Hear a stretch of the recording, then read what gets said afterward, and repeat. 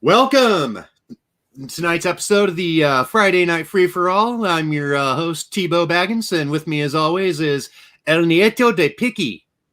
That translates to the grandchild of Picky. How was your week? The grandson of Picky. Okay. I fucking had to work. Fucking sucks. Yeah, I finally had to do some. I finally had to like cave and do some shit. I'm slowly cleaning my house. I've been neglecting adult things. I went out into the big bad city earlier today. I had to do some errands, pay some bills, get some libations for the evening, which tonight will take the form of Thai lemon kush. And of course, I've got my fancy glass of absinthe because, as they all say, absinthe makes the heart grow fonder. Because you're a bottom. I'm more like a creamy middle.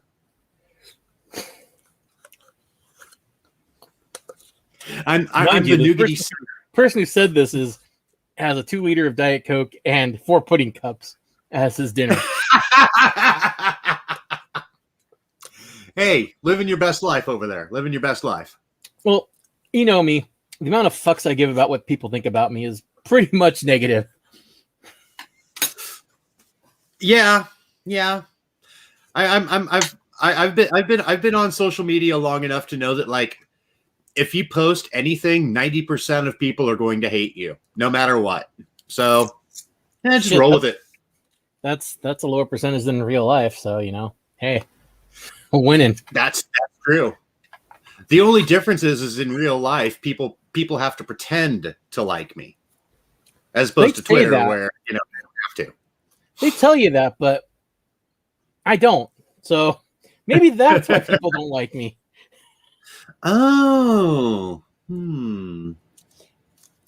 Anyway, how's the chat doing there? We got Lady Libra, the artist formerly known as Pizza Paramore, and we've got Cracked the F Up, aka Chris.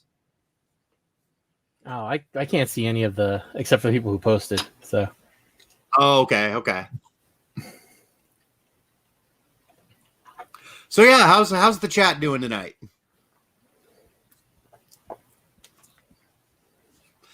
Fancy as fuck, yes. Yes, I am indeed fancy as fuck. In fact, I'm going to drink this with my pinky out. See? I really regret not buying more pudding cups. I only bought 8 when they were selling them for 4 for 99 cents. Oh. No, and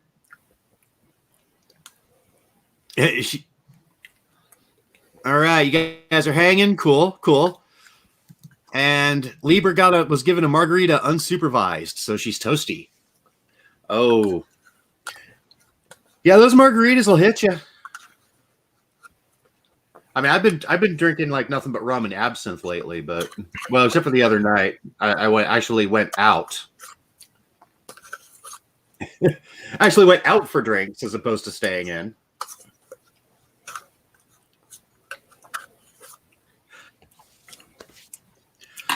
But anyway, so obviously, if you guys followed the Twitters or you're reading the banner right now, we're going south of the border tonight. We're gonna watch some Lucha Libre, classic Mexican wrestling. And then, if I recall, next week we're going back to Japan. If I recall, yeah, we're gonna go back to Japan for some stuff, and Toryumon and Michinoku Pro. Okay, right, and then after that, I've been we were talking about just before we went live. One of my friends on Twitter suggested that we do a retrospective in honor of Jim Crockett Promotions. Jim Crockett Jr., the guy behind Jim Crockett Promotions, which became the forerunner of World Championship Wrestling, WCW, recently passed away. And I thought, yeah, he suggested like it would, like he would like to see, he'd like to see us cover that, and I'd love to do it. One of the big problems, though, is that most of the Jim Crockett Promotions tape library was shifted over to World Championship Wrestling after Ted Turner bought it, and then once they went under and Vince McMahon bought WCW, he owns all the tape library now. So it's kind of this whole like copyright just clusterfuck. So I don't know if I'll be able to show any matches. It's not even without WWE. It's not even just WCW, NWA, Georgia Wrestling. It's also like the AWA, WCCW, right? USWA, Mid-South. Yeah. He owns practically the entire wrestling history of the United States. At this point, yeah. He does not own the Portland Wrestling Tape Library. No one owns it because it disappeared. Because the owner was a son of a bitch. I would love to figure out where the Portland Wrestling Tape Library is, and then just rate most of it was recorded over because he didn't want to pay for backup, so they just used the tapes again. So the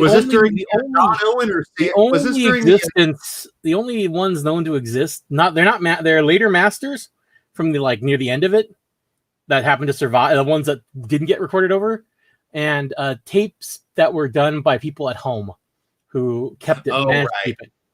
There is it almost is literally to wrestling collectors like gold because it is so rare. Yeah. Yeah, because you crazy. You have early Piper, you have the Sheep Herders Kangaroos feud, you have Playboy Buddy Rose most of all his career, Matt Bourne, Wahoo McDaniel. Portland had a lot of talent coming. Greg the Hammer Valentine was big there. Yep. Yeah, Portland wrestling was amazing for talent back in the day. And meth. No, wait. This is amphetamine. The Sea Greenies. Meth wasn't in Speed. Regular old Speed was.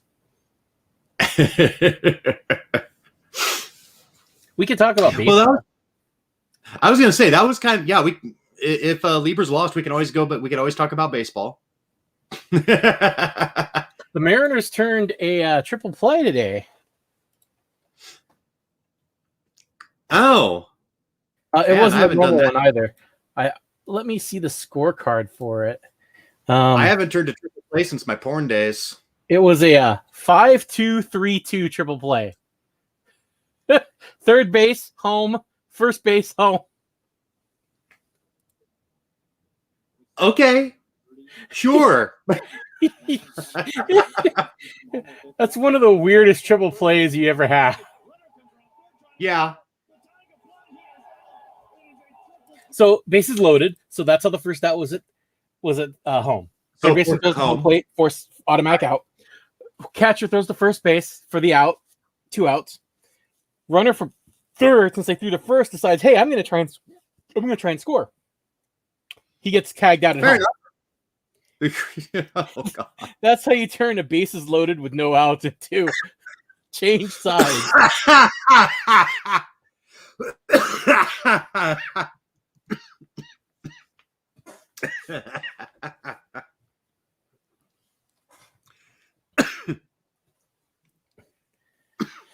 Did you catch the episode that was big sweaty women in their panties hugging? Did you miss that one? As a pal who did volleyball in the 90s told me they're called spankies. Because you see people wear them and you want a spanky? I have no idea, but that's what she called it. Because it's like, why do you wear those? Why do you wear your underwear when you play volleyball? She's like, they call them spankies.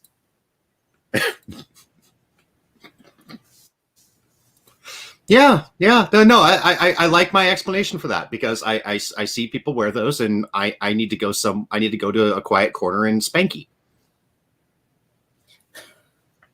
Not the poop corner though. We don't spanky in the poop corner.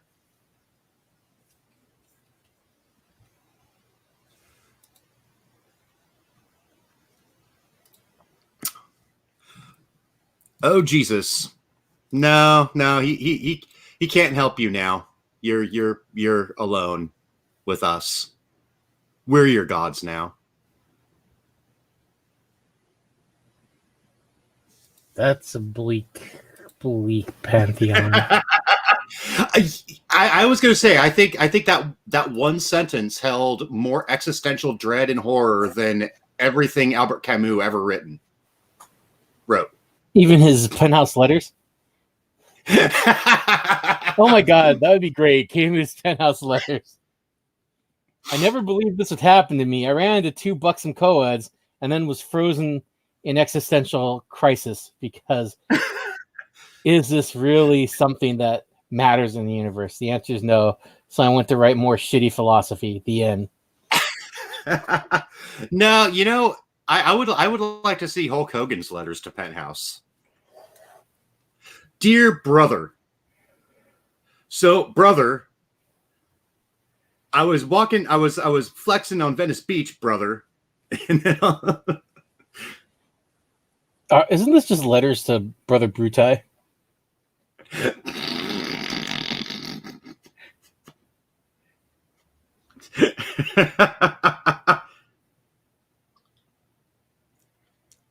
Ed Leslie, his boy Friday, who he dragged everywhere. Oh yeah, you know yeah. I gotta take a big shit. I need you there, brother. You just wipe the right way, brother. Nobody does the JOB for the Hulkster like Brutai, brother.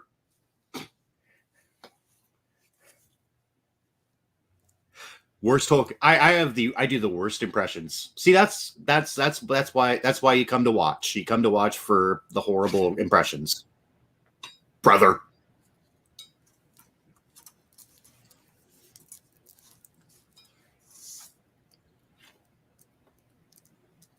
But I will say this: having seen Hulk Hogan's sex tape, he's got a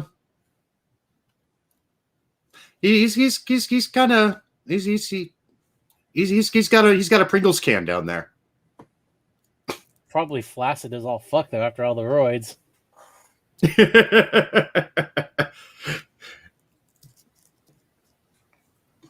Okay, you've seen it too, so you know what I'm talking about.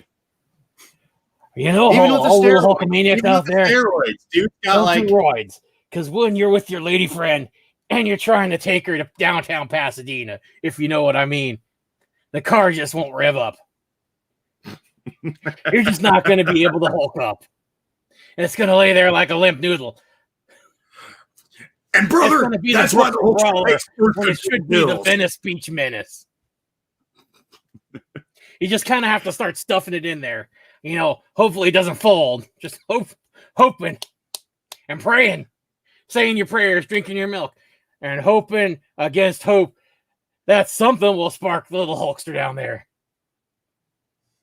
And even if it doesn't, brother, you know what the Hulkster does then? He does her from behind, and then he pulls out and makes sex noises and then spits on her back.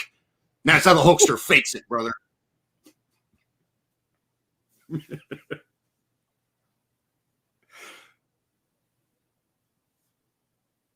Not that I've ever had to do that, but you know that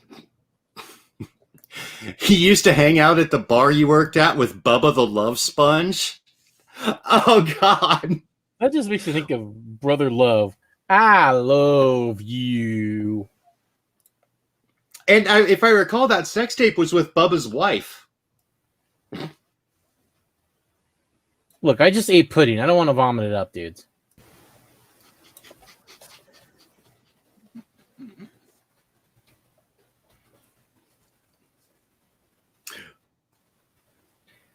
Then yeah, we won't talk about the Hulkster's backstage feud with the Ultimate Warrior. And it was Bubba's wife. Okay, I was right.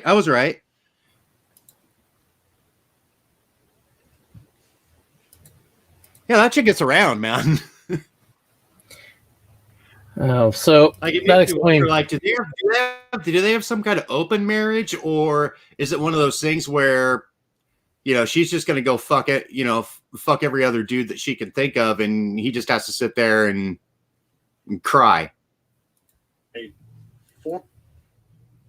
Look, you gotta stop. You gotta stop with this sort of line of thinking, because eventually Corny's gonna find this and start getting off to the thought of Hulkamania running down on his wife.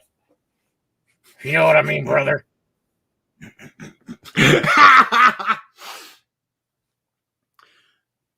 Well, actually, I wouldn't mind seeing that. I mean, it would just be like, it'd look like a replay of Hulk Hogan versus King Kong Bundy.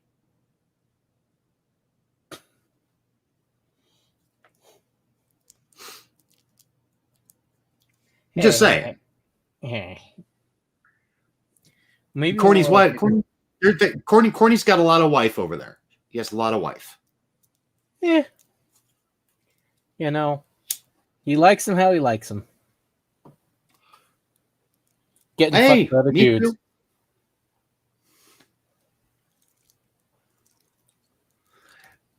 Although, I will say this, as much as I like to make fun of him for that, at the same time, it's like, wow, he's got a more interesting sex life than most of the people who talk shit to him on Twitter. Well, yeah, but I mean, it's still fun to make fun of cuckolding when it's someone who's being an asshole about. When someone who's being an asshole about it. If someone wants to do, if someone's in a relationship where that's a thing, more power to them. Just don't be a fucking douchebag. Yep. Because then, if you're going to be a douchebag, it's going to be like a good old fashioned Roman step gangbang where you're getting stabbed by everybody. Et tu, Brutai? You know what, brother Brutai? Et tu? Helping the jabronis attack the Hulkster. Oh God! Now I want to see like classic '80s WWF wrestlers take on Shakespeare. Dude, Randy Macho Man Savage is Macbeth. Tell me you wouldn't like drop your entire life savings just to watch 15 minutes. Huh? He's got to be Mark Anthony. Oh yeah. And Hulkster was, and Brutai said Hulkster was ambitious, and if he were ambitious, it was a grievous fault, and grievously has he answered for it. Oh yeah. No, see, I'm. Oh God. I only have part of it memorized, so it's hard to think of Randy Savage doing it. Is this a dagger I see before me? Ooh, yeah.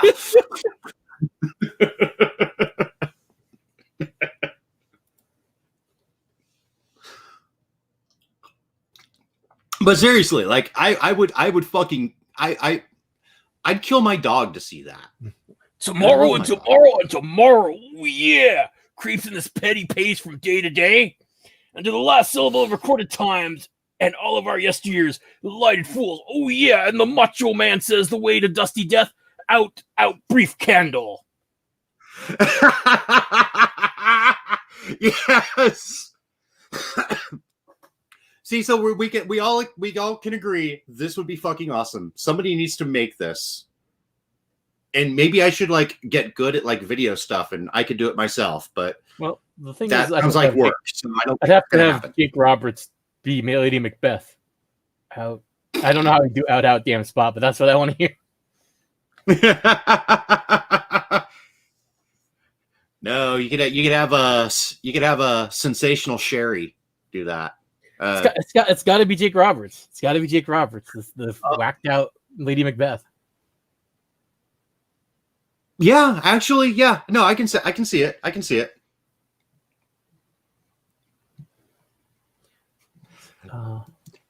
That laugh, Hobbit's fucking cackling. Yeah, that's right. This is my Shire now, bitch.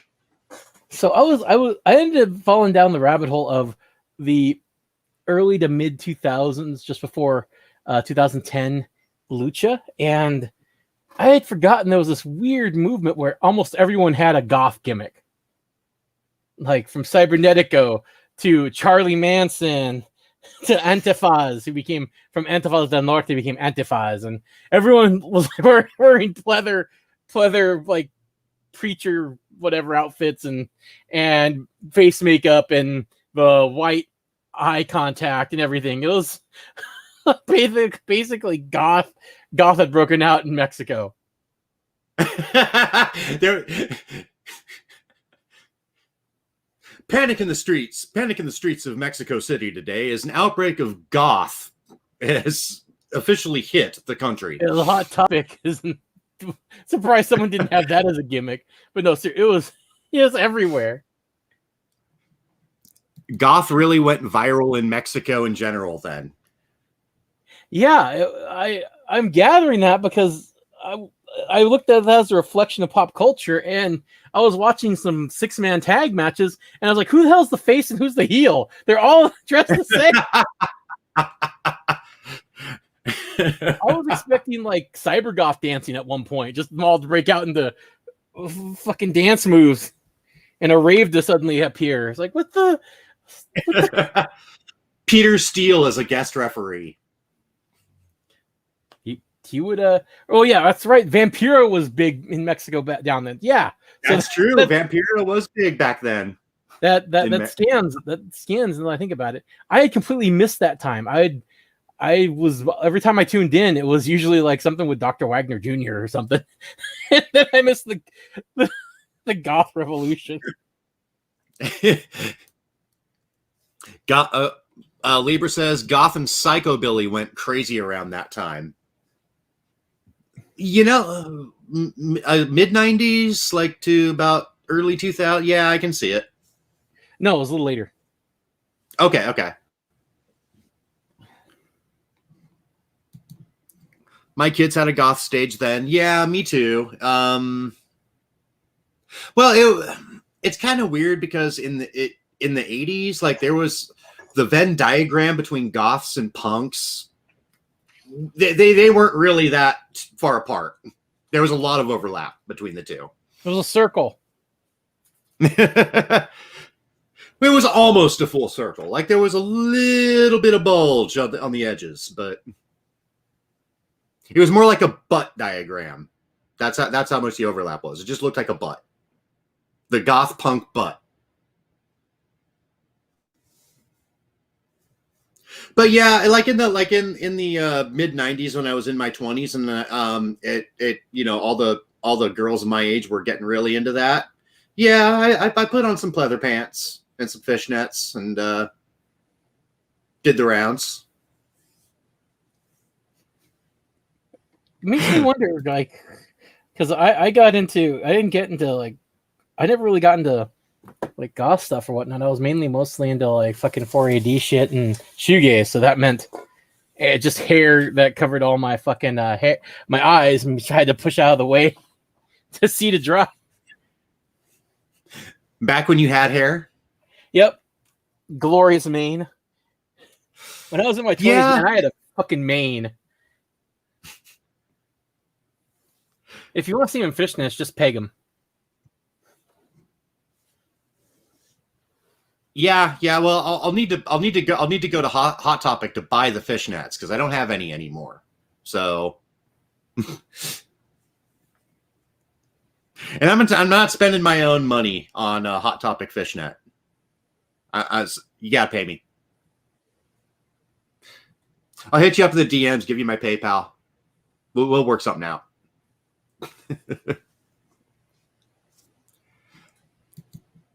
Early 90s is when I went through my rave stage. Yeah. That was really big, and that was really big here too. I had a friend who was a DJ, and I used to wind up going to all the raves in town practically.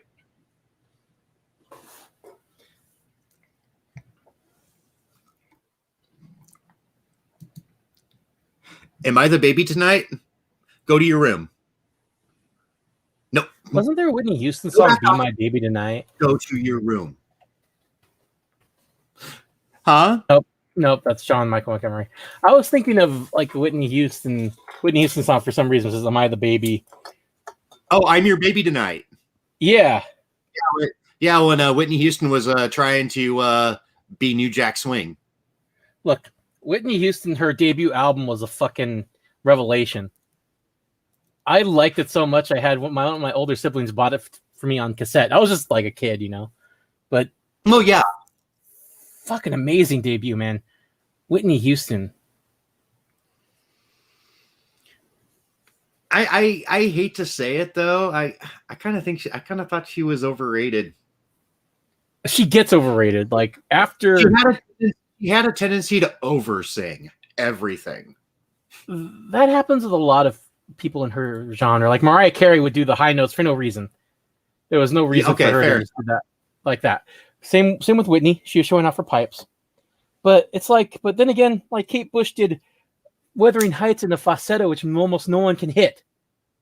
Like the original version of Wuthering Heights is almost impossible for someone else to sing because of just how crazy the notes she hits. Oh yeah, you're right. But that was really the only time. Yeah, I kind of see that point too. I do see that point. Like if you've got the skill, fucking flaunt it. And also, as a guy who practically worships Mike Patton, like maybe I shouldn't talk shit about other people over singing.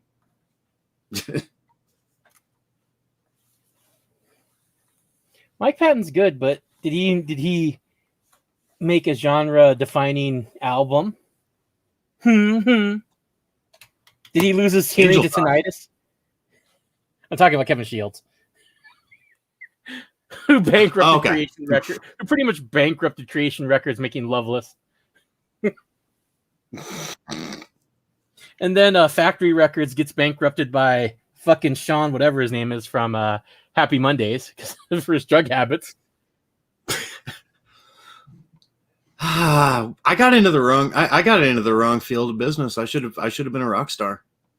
24-Hour Party, people. If you guys haven't seen it, it's a great pseudo documentary of Factory Records. It's great. And Cracked is saying what song she wants to look it up real quick. What song? What? You're talking about Kate Bush, right? If that's the original version of Wuthering Heights, because it was re-recorded. Okay. Mind you, though, I mean, it's cliche to say, but Hounds of Love, the song or the album is just incredible. I have not actually heard it. It's so I got okay. No more. Sorry. I'm muting. So anyway, obviously Tracy's throat isn't open all the way yet, so he's only gotten a little bit in. Normally he's pretty good at being able to swallow a lot, but I guess he just hasn't warmed up yet.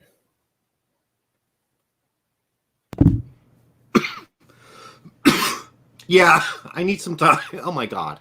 I thought I was done.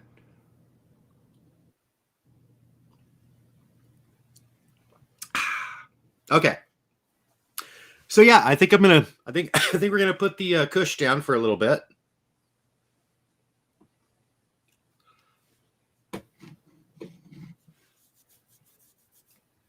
Yeah.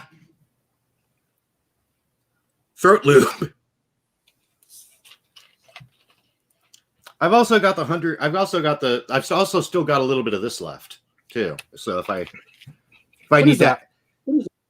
It's Stro 160 rum.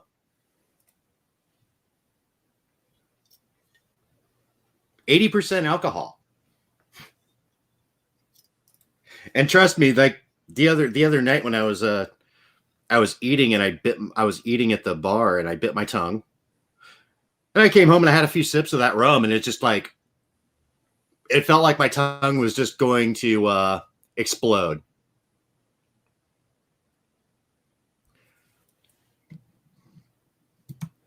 Just drink some water too, please. Well, it says water in it. It's made of water. Don't light a smoke while drinking that.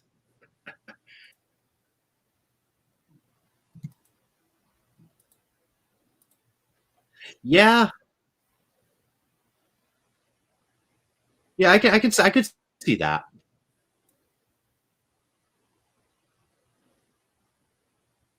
Although the absinthe is really strong too. It's 140 proof.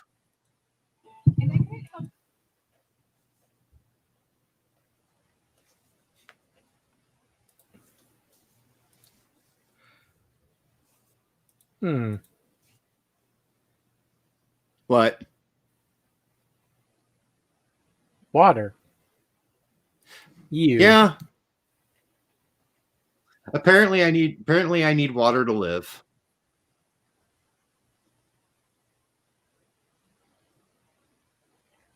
I mean, never mind that everything you drink is made out of water to some extent.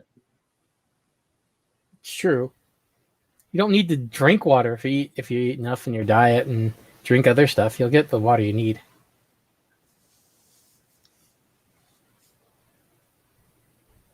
Yeah, I mean, you know, but no, I will I will drink some water. We're okay. Don't sell out the big water. Hold your ground. Okay. You bring up a compelling argument as well. We shouldn't bow down before the water giants. They don't control us. We're better than them.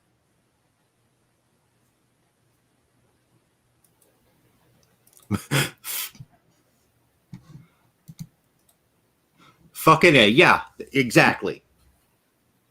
Big water's for suckers.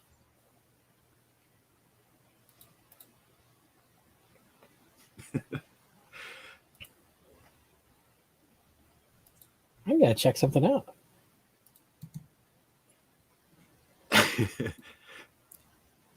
Drink water, eat Hugh carbs. I know you meant huge, but I saw Hugh carbs and I'm thinking, I'm not going to eat anyone named Hugh. I mean, I was thinking like PC Engine. Gonna eat them Hugh cards. Delicious the Hugh cards, yeah.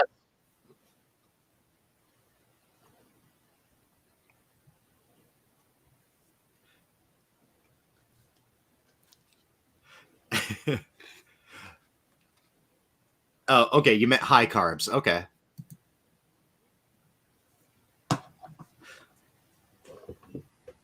And now I see high carbs, and I'm thinking, oh, so I should eat this.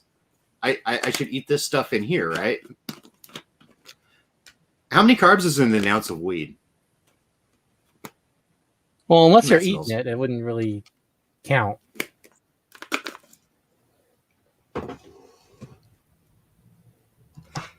Yeah, true. You gotta refine it. You gotta refine it before you can make it into an edible form. Or you can, I don't know, make it make it an oil and lube up your butt. And see if it goes in that way. I have thought about seeing if there's a market for THC suppositories. Because somebody's gonna want to at least try it. Look, if something exists, someone looks at it and goes, "I wonder how that'll feel at my butt." And I'll say this much, it works for other drugs. It works for drink alcohol because the membrane is very absorbent and porous. It's dangerous. Yeah, I actually know somebody who accidentally killed her boyfriend with a white wine enema. Okay, that's just embarrassing. White wine. What was it, a brunch enema? Mimosa enema? Just a little something you can do on your lunch break. Just.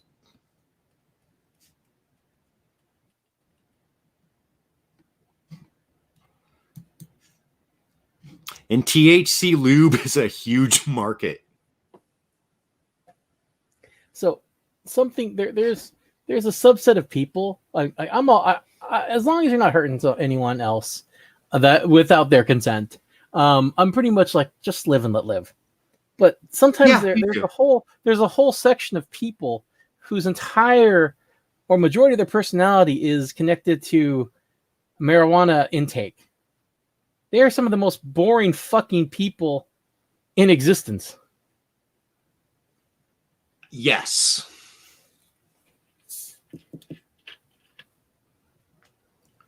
Yeah, I've met a few people like that, where it's just like all they can talk about is what type of, all they get, like if it has nothing to do with like marijuana strains, they're completely tuned out.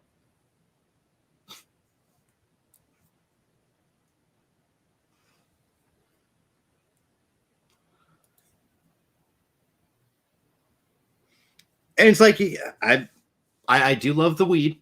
I think we've established that, but I think I can talk about other things. I have plenty of other things that are even more fun to talk about. The butthole is a mucous membrane, just like the mouth or nose. That sounds like a good song for Sesame Street. The butthole is a mucous membrane, just like the mouth or nose.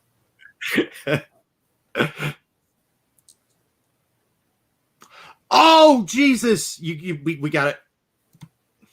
I read that, and there was a couple who used to make their own THC lube, and the chick cheated on the dude and was using his lube, so he replaced the THC with poison ivy. Oh, that is some cold, hard fucking revenge right there. Yeah, I will drink to that until the cows come home, baby. That's definitely something that will feel uncomfortable. Yeah. I mean, it kind of makes, I don't even have lady bits, and they're crying anyway.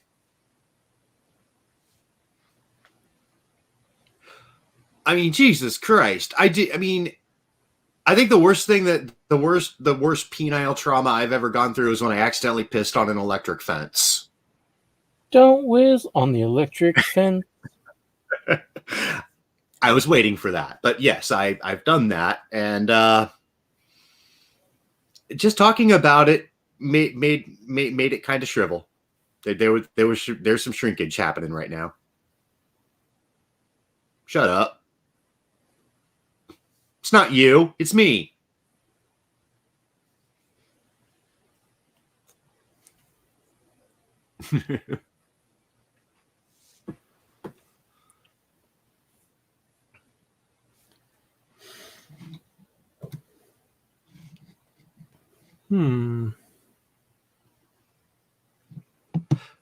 Well, we kind of just petered out there.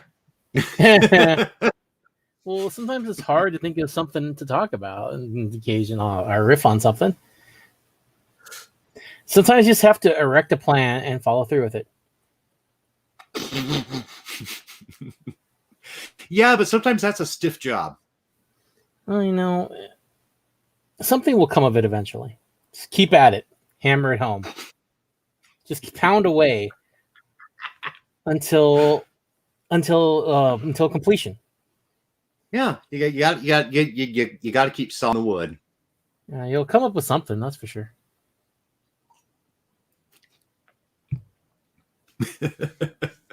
You might find yourself in a sticky situation, but at least you know you worked hard to get there. Yeah, and at the end of the day, you can just be proud of what you've accomplished. Oh, so do you remember in the 80s when they tried? Well, cartoons became commercials in the 80s after Reagan rolled back. So they made one for Rubik's The Amazing Cube. I remember that when I was a kid. It's terrible, but there was actually a cartoon for Rubik's The Amazing Cube. A Rubik's Cube that came to life when it was solved and would have magic powers or some shit. Yep.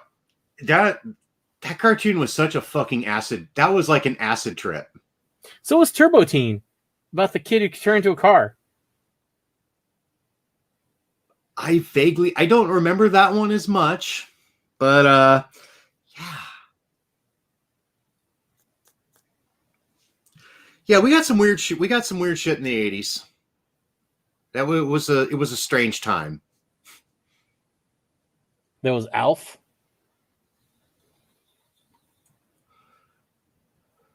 Now that I actually do remember, and I distinctly remember not liking it at all. Wow, I thought that terrible. I thought that Alf was America. Creepy. Alf was America. God damn it, Alf was America. Nope. An immigrant coming to this nation, making the best he can out of a terrible situation. And Cracked over here is She-Ra. You know, I've actually watched She-Ra. So thinking about He-Man and She-Ra, the women actually had more clothing than the male characters for the most part. Like He-Man was just guys in harnesses and shorts and fur shorts and fur go-go boots, wrestling with one another. And of course, they had Fisto for He-Man's side, the guy whose power was fisting people. Yes. And his evil Skeletor counterpart was racist caricature of Japanese guy who karate chopped people. What's his name?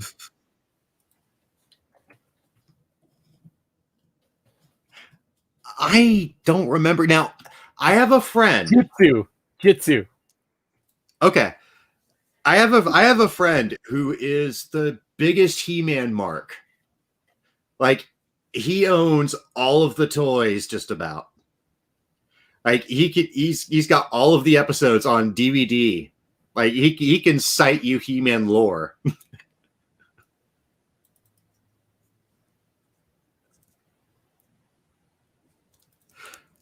Which I gotta say, that's pretty cool. I mean, I'm still pretty fluent in 80s G.I. Joe continuity. So the worst part of the continuity is Serpentor. Fuck that guy. Yeah, that was the worst. Although I did love how I did love how they just killed him off in the comic book because the writer couldn't stand the character either. This I command in annoying tone. Oh my God, she's right. Got away with some shit back then. Alf ate cat, so they talked about eating pussy during. I didn't even think about that. Oh my God. That's actually pretty clever. Okay, I may need to go back and rewatch it. I may need to revisit Alf.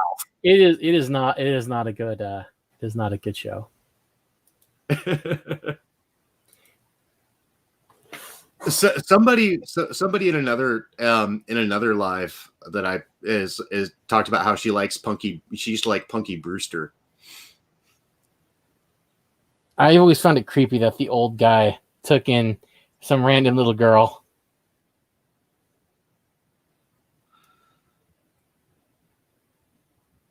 You know, I kind of felt the same way about Silver Spoons. And Webster. Oh God. And what's this?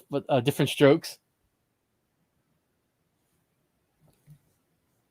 Punky was a oh. I'm seeing it. I'm seeing it. Modern era has taught me anything. When Punky got to that age, she was definitely going after people who were way, way older than her. It's pretty apparent. The writing's on the wall. Yeah. She was destined to grow up with a daddy fetish. The weirdest fucking thing for me was when I hit about 35, I started having way younger women hit on me, and it was uncomfortable as fuck. that is,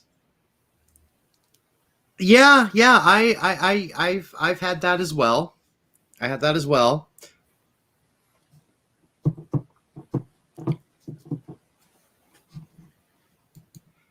It's fun in my brain, isn't it?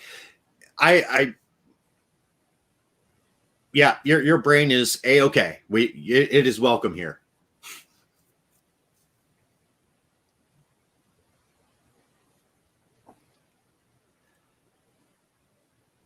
Ugh. Oh.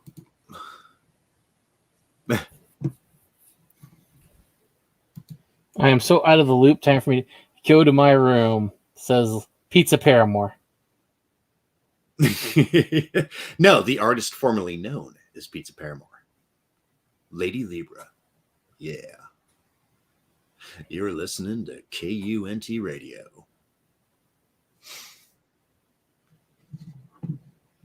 I love my smooth jazz DJ voice. Shut up.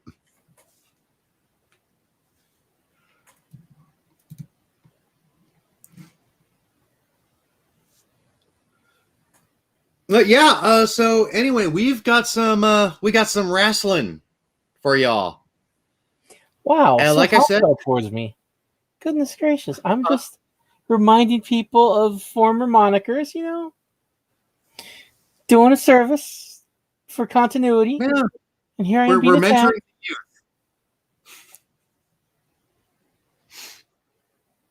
the youth.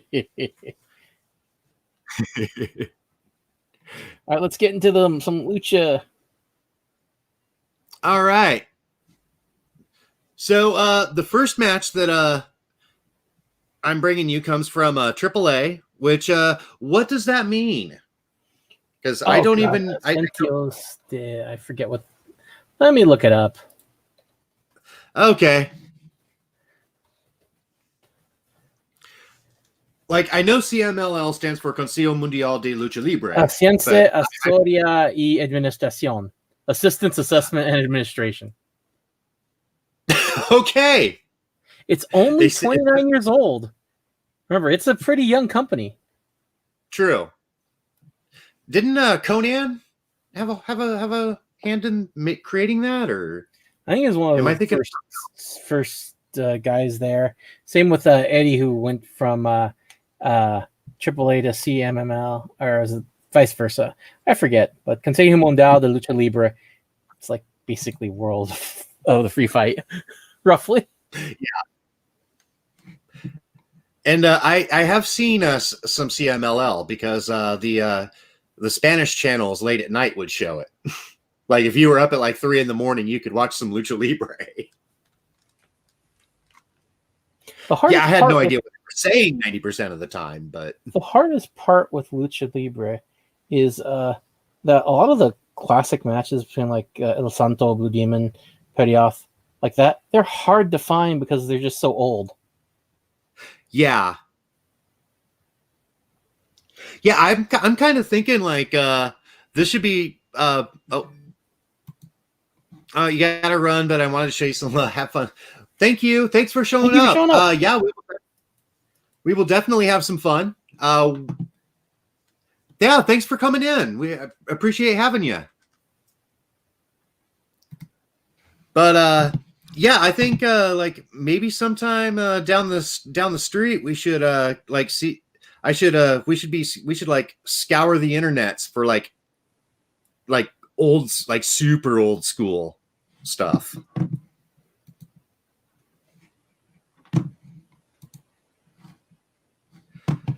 Yeah, thank you, and again, thank you.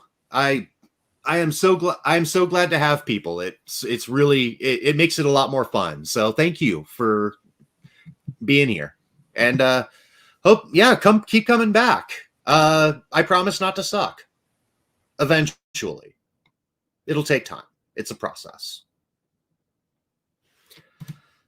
But for now, I went through. I did spend a couple of days on Reddit, just kind of going over some, just getting some basic ideas of what's good out there. So yeah, we're gonna go into some AAA for Rey Mysterio Jr. versus Psychosis. And I got to cue the screen.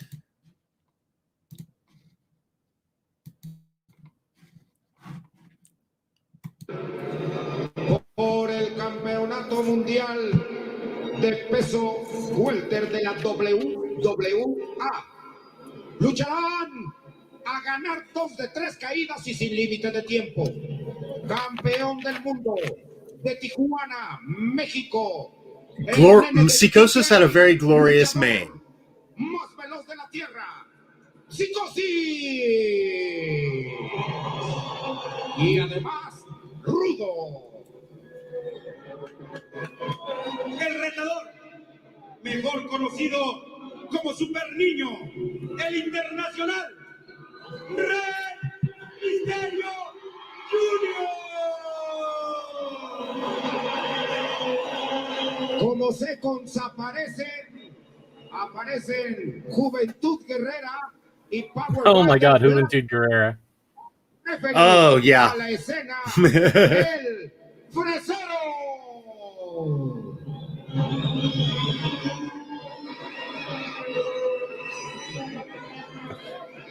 Bien, señoras y señores, este es precisamente el cinturón en juego. El Campeonato Mundial Welter, versión WWA, que precisamente el... All right. So here we go.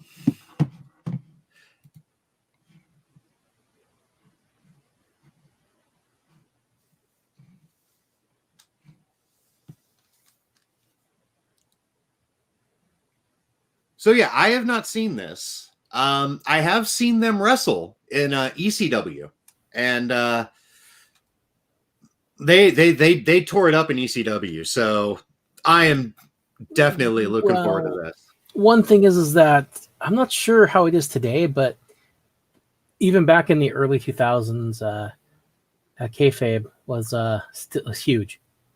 Still Yeah, they kept it alive while it was dying in the US. I think it's still pretty big though. Like the pile driver is illegal. It's a match disqualification, and they sell it. Oh, like you get stitchered out if you get hit by a pile driver. That's cool. Yeah, I like that. 6-man tag are strange to that is. I was gonna say lots of Lucha Libre matches are 6-mans. I've noticed. It's a thing. And don't get me wrong, like when you've got 6 people in there who know what the fuck they're doing, like it's done in usually 2 out of 3 falls. There's 2 referees. One's the technical referee who doesn't do shit, and the other one is the Rudo referee who cheats. Right. Yeah. And they always devolve into just clusterfucks.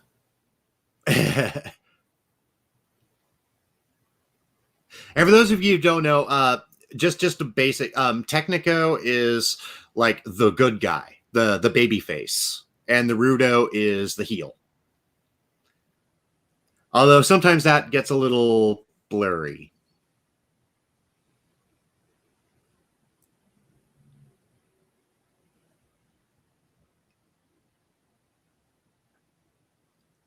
Jesus Christ, I can never get over just how tiny Mysterio is.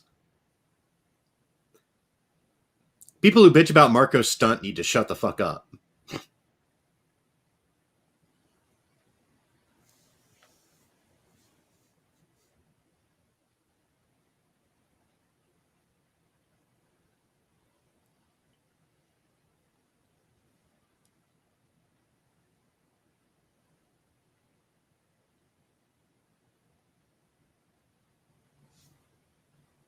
God, I love those. I love that style of exchange. It is so athletic.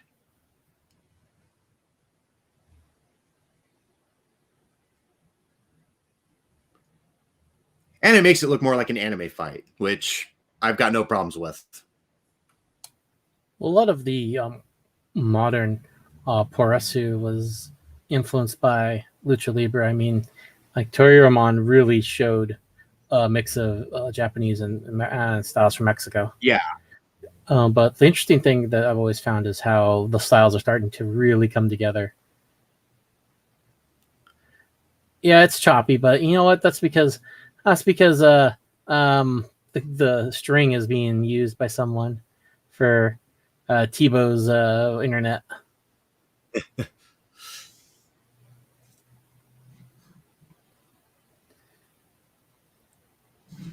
The camera, they also did a lot of fades and transitions in AAA at this time for their camera work. So sometimes it would, when it's choppy, it'll affect it because they're like, all right, let's switch there and have it close up and zoom out. Nice, right. Nice set of chain wrestling there. Yeah, that looks very bad when it's choppy. That particular move, where he's just like mounting Ray. Yeah.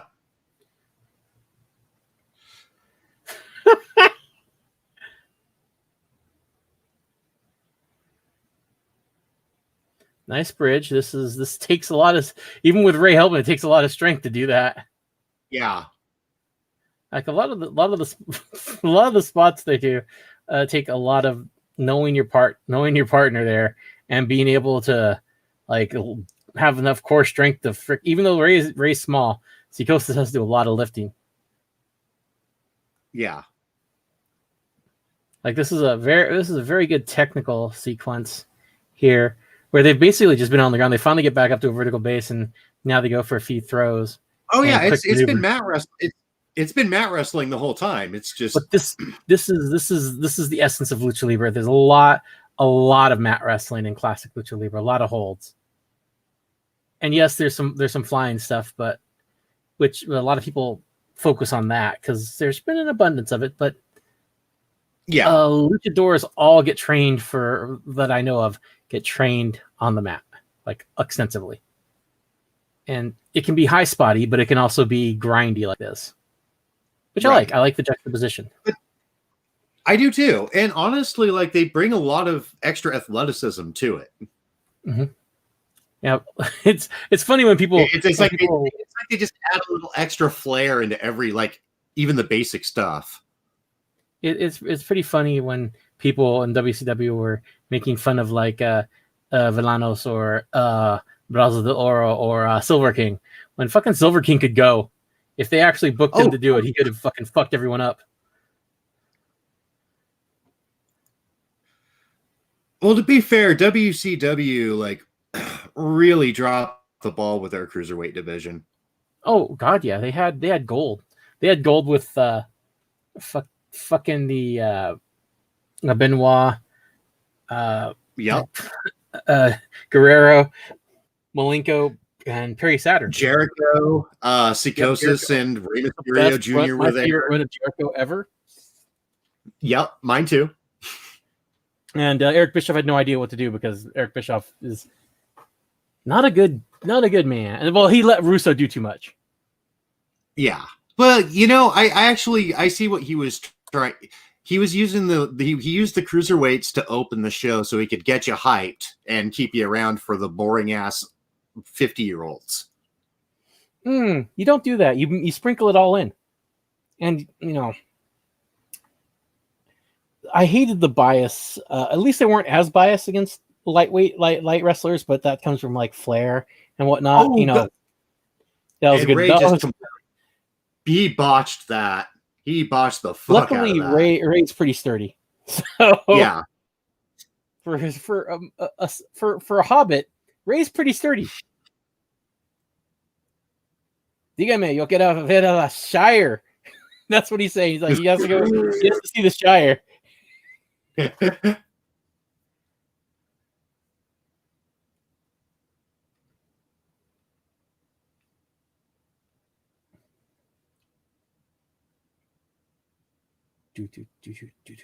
Yeah, it makes me. It always makes me wonder, like, what, you know, if WCW like would even still be around if they put all their put all their investment, put all their time and stuff into the talent that they had in the lower card. There was too much deference to Hulk Hogan for anything like that to happen.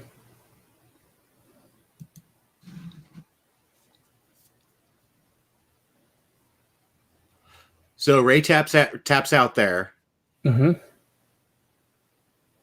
and they've still got another fall or two. It's probably 2 out of 3 falls. That's tradition in a lot of specific matches. Oh, Ray screwed that up. Yep, I can see what you say by bot. I missed the first part. Yeah, he botched that badly. Yeah. I mean, I'm sure it would have been cool what he was trying to do, but he botched it enough to where Psychosis couldn't cover for him. Yeah.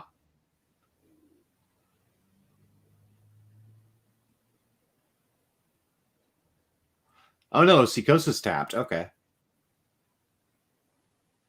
I missed that. It's hard to tell because they're just like they're in a specific hold where it's hard to see who's doing what. Yeah. It's cool as fuck. Psychosis' hair is fucking great. Right? It almost doesn't even look real. He's got a fucking mane there. And I always liked that his mask let his hair out. His hair is always out of his mask. Yeah. Yep. And I was so pissed when WCW unmasked him. I was pissed that Bischoff was so obsessed with unmasking wrestlers. Yeah. Like in lucha tradition, you don't unmask like on a whim. You lose that's like your identity right there. Yeah, well, originally it was because wrestling wasn't looked as a good profession, so generally to hide your identity from your friends and family as you're doing this as work. Eventually, though, it became just part of the thing, part of tradition. And so, masks are part of the identity. And when someone unmasks, they basically kind of change their gimmick. Although, like Dr. Wagner Jr., when he finally lost his mask, his gimmick was basically become the most interesting man in the world. I'm like, holy shit, that guy is rugged as fuck. He's got that like rugged old man look where you don't fuck with him. Like, have you seen him unmasked? He's fucking scary. No, I haven't. He's jacked, and he's got that the old ads for most interesting man in the world. That's kind of look what Dr. Wagner Jr. looks like unmasked. No complaints. Like that dude suave as fuck.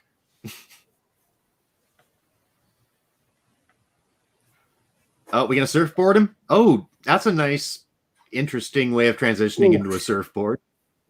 That looks more painful. Yeah. Yeah. My vertebrae cracked a little bit just watching that. It's got him up, and Ray's gonna counter, or did he just kill him? He just tilt-a-whirl slammed him. Mm.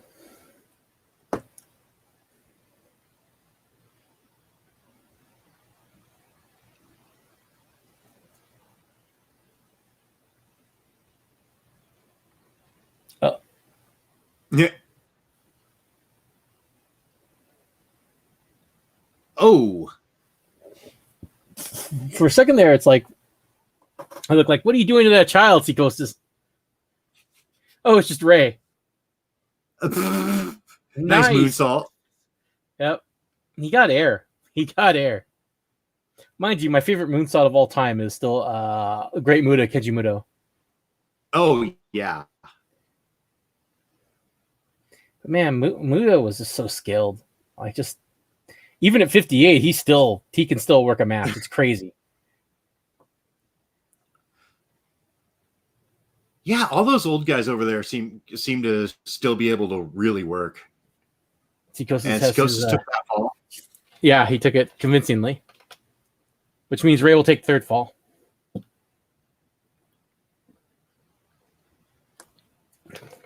But yeah, he just ragdolled all over the.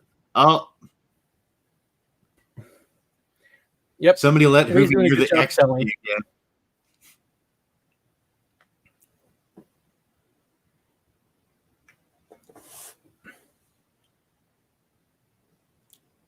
And it's funny you joke about Psychosis beating up a little kid because I'm pretty sure Rey Mysterio was still a teenager when he was doing this.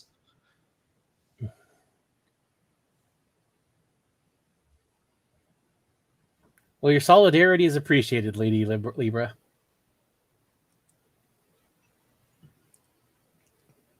But yeah, she's not being able to see anything because it's really choppy. Oh. So currently Psychosis has his hold reversed.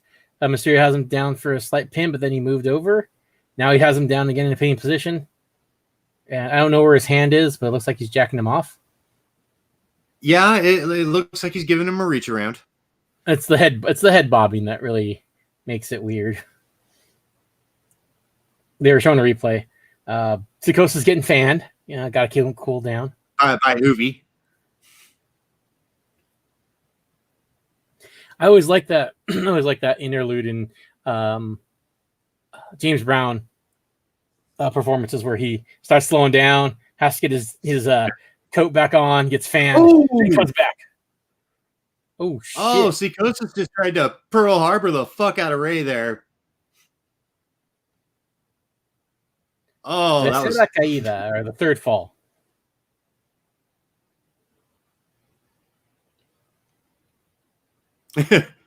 yeah. Try and brute strength Psychosis there, Ray. Yeah. Ooh, nice head scissors. Yep, takedown. That's one of Ray's trademarks.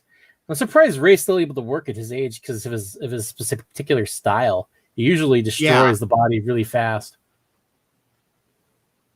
Nice hit. Ray's going up top. And Hurricane Rana. Nice. Off the Psychosis top. takes a powder. Yep. He's faked. He was going for a tope suicida, but yep, thought better of it. He realized he wasn't that tall to ride this ride, so he had to stop. Because Ray's short, get it? When Psychosis looks like a fucking monster heel compared to you, you might be a little short. Yeah, a little bit. Yeah, a little bit. It's a testament, though, to how charismatic Rey Mysterio Jr. was, or is, and his ability that he was able to get so over in the WWE, which, that's a beautiful jump out of the ring, off the ropes.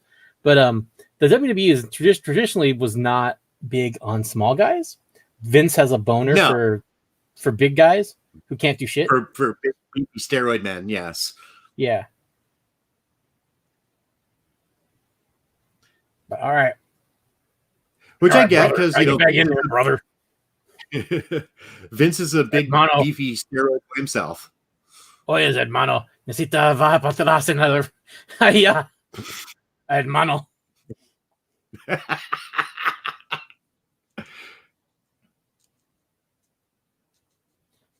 Nice reversal into a pinfall from Ray.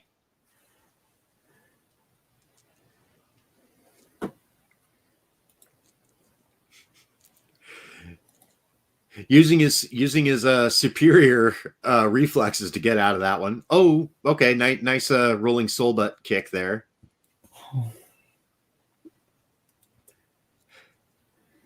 Back when Ray could do that. Yeah.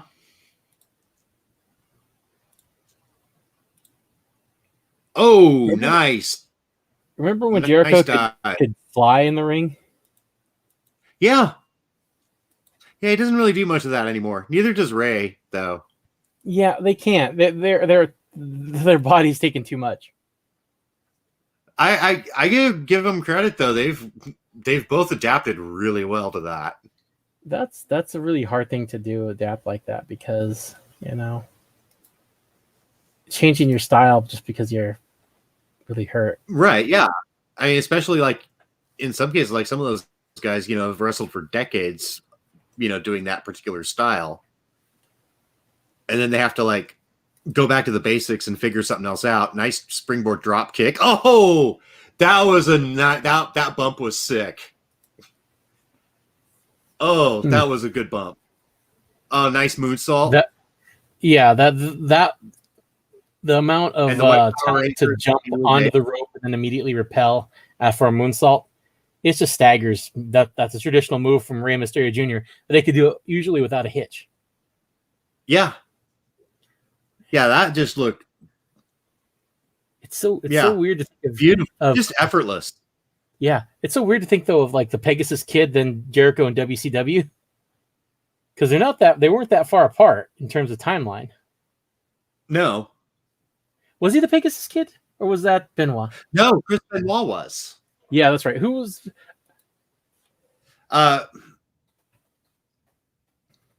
Oh God, Chris Jericho was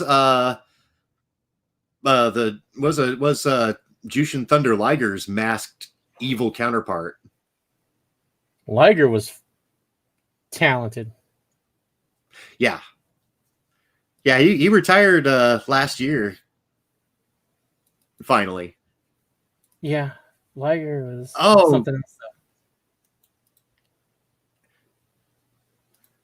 I think the fact that Ray, like at this point in his career, only weighs like 120 pounds, made that power bomb look extra nasty. Yeah, and the fact that most of that weight is his mask, his tights, and his boots. Yeah.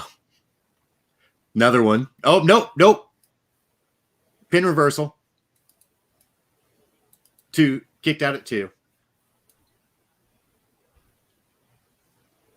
All right, hurry back. That's right, Super Liger. Right.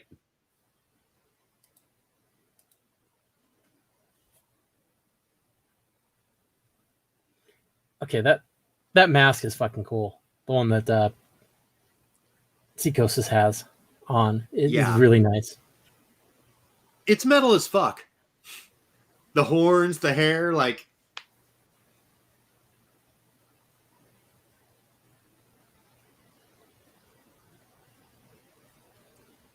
Oh. Lost his foot in there for a second, but he's going to fly. Oh. He's dead, Jim.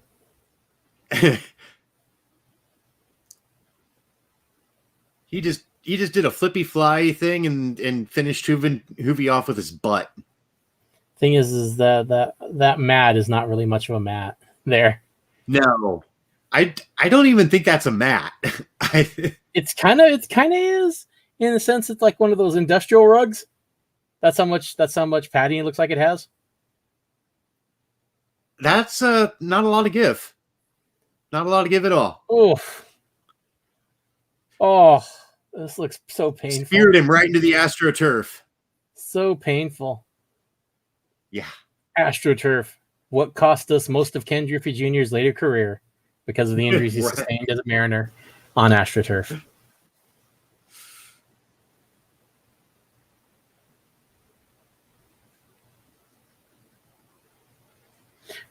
I'm trying to think, who's the Seattle Mariners of wrestlers?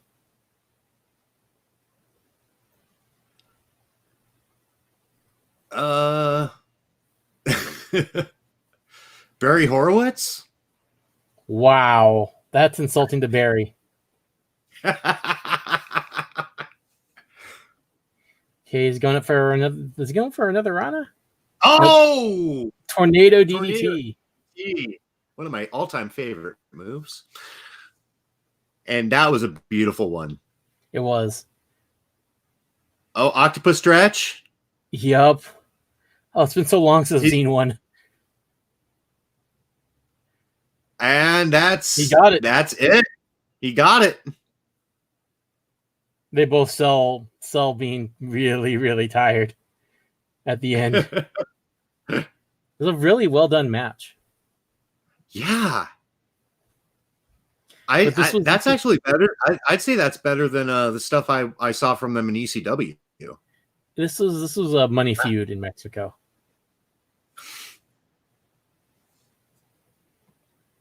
Rey Mysterio said el número uno. He weighs about a pound, so yeah. Yeah. Yeah, so here's there's that beautiful suicide dive. Didn't even use the rope to repel and didn't touch it on his way out. That's the ability to fly.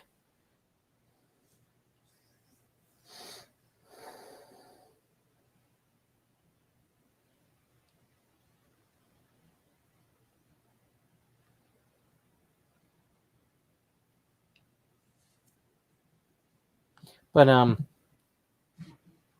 the fans passionate for lucha. Yeah. The crowds are usually hot. It's always interesting to hear them.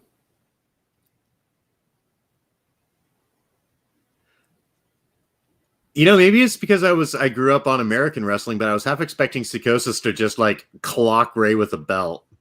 Nope, he gives it to him and shows respect. Sometimes it happens, you know, but sometimes this happens too. I like the fact that there's a distinct flavor to Mexican wrestling and U.S. Southern wrestling, the WWE stuff, which was like that style, and then you have like Japan. Yeah, each one is distinct. That is true.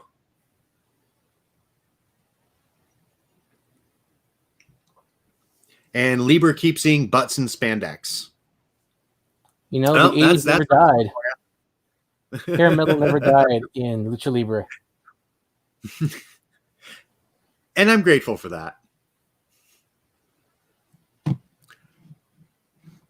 What got me is watching. This is a good match. I was watching earlier some other matches back during the goth phase of Lucha Libre, and the fact is there was a gothy guy named Chessman.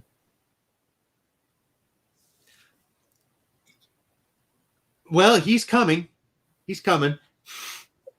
Who is this during the Hellboys time for Chessman, or is it a different one?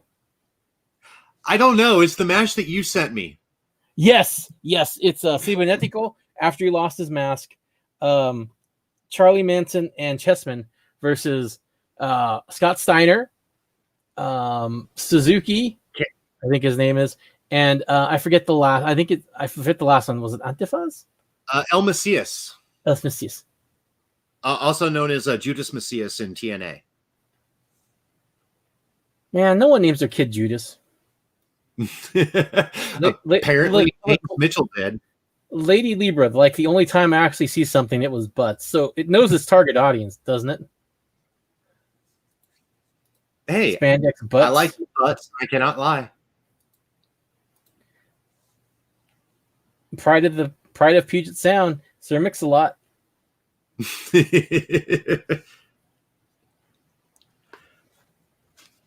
Man, that dude should have been bigger than he was. Yeah, but you know, unfortunately, things just don't work out as they should. No. Doom, doom, doom, doom. Atlanta, get on it, get on it, get on it.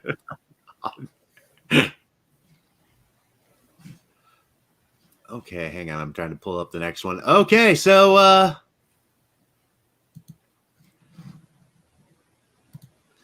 we were talking earlier about Pegasus Kid, right?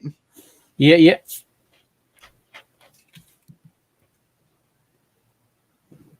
Villano 3 versus Pegasus Kid, mask versus mask. A part of the famed Villano family. Yep. Who I think it's Silver King or El Dandy is part of that, or is it the Brazos? I don't know, actually.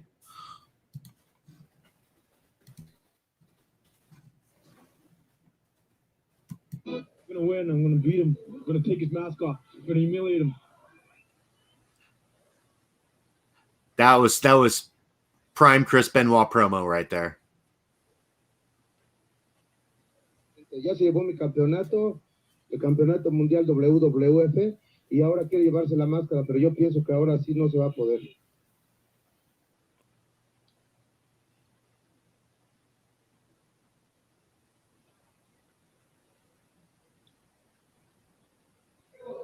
I feel very comfortable with this fight. I've been looking forward to this fight. I've been training for this fight all week now.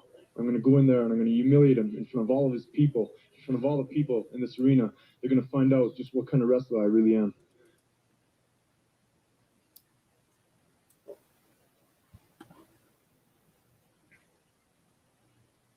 Bueno, nada más que se cuide bastante porque estas lastimadas que traigo yo se las voy a hacer sufrir a él también. Lo voy a hacer sentir el rigor. You might not know Villano Tercero.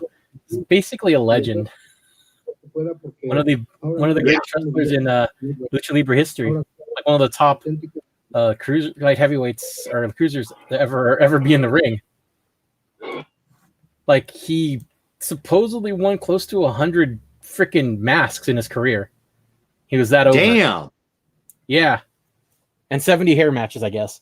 So he was a boss. His brothers and him were the Villanos, and I think their kids and grandkids have taken up the mantle.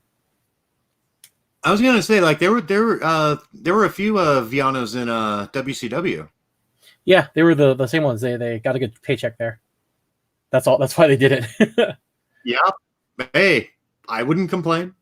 They were doling out money like it was candy. So why not take some? Yeah. The biggest thing is that in Lucha Libre there is right now in wrestling a lot of second generation kids. But in Lucha Libre, right. They're like third generation and getting on the fourth now. Lady, wow. We're gonna go P with PP or LL. Well, my pants just got a little shorter.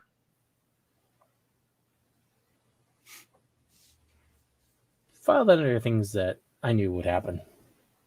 But anyway, tradition is huge in Lucha Libre. Like right. People using the same name. Like you have, I'm not sure if Dr. Wagner Jr.'s son uses Dr. Wagner the third. El hijo de Dr. Wagner Jr., excuse me. Because usually it's maybe he went on to become Professor Wagner. Ooh, he's not a doctor. He's shame the family name. He's just a professor. I think Bad Medicine was Dr. Wagner Jr.'s entrance music.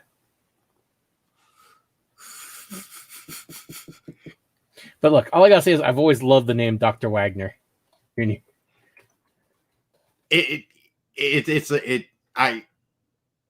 I keep thinking of like some evil Nazi death camp scientist.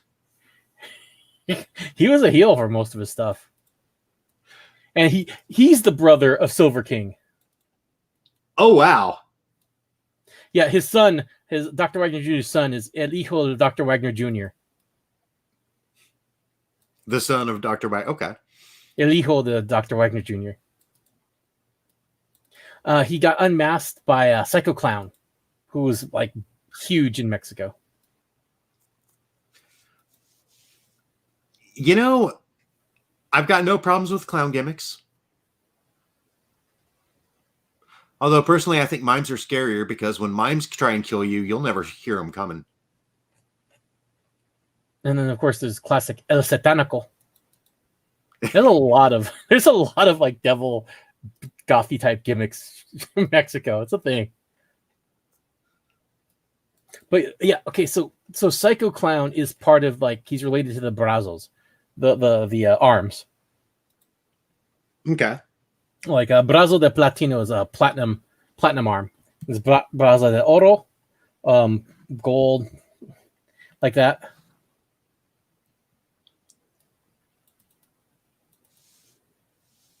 So they were an important family. Brazo de Oro, the arm, el brazo de plata, silver, brazo cibernetico, cybernetic arm. Oh. Brazo de Cibernetico. He died on 33. There's a lot of them that die young. It's sad. Wrestling, wrestling kind of eats its young. Yeah, I've said that. It's old, and it's in middle-aged people. It eats its. Silver King is fucking cool, but he died a couple years ago. Yeah, I heard.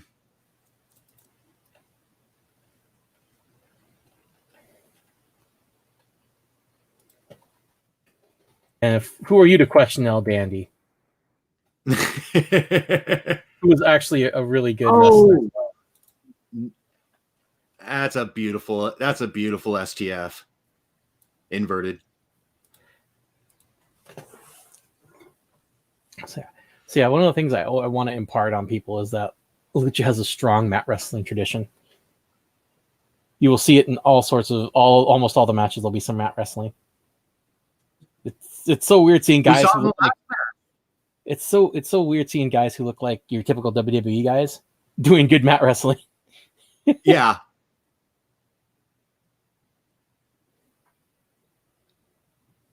Thanks for the potty company. Hey, thank you. Ain't no party like a potty party, because party don't stop until you're out of liquid.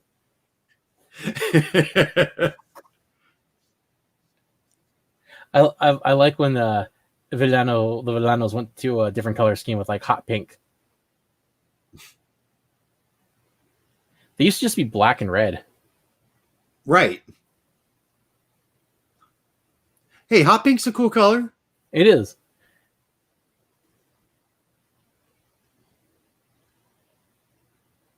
I would totally rock a hot pink singlet with a cod piece. A baby blue cod piece.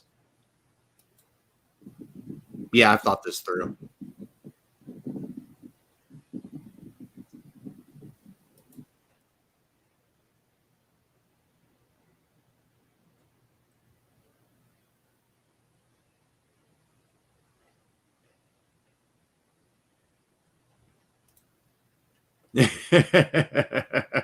Thank you. Though, thank you very much.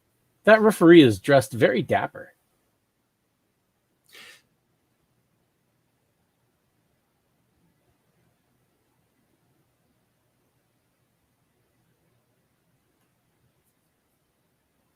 Oh yeah.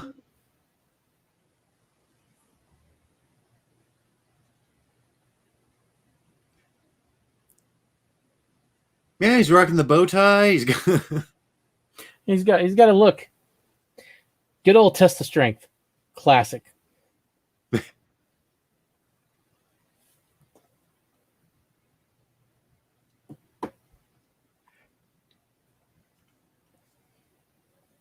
These two are mat wrestling the fuck out of each other. Yep. This is a mask versus mask match, so kind of yeah, they're gonna win, but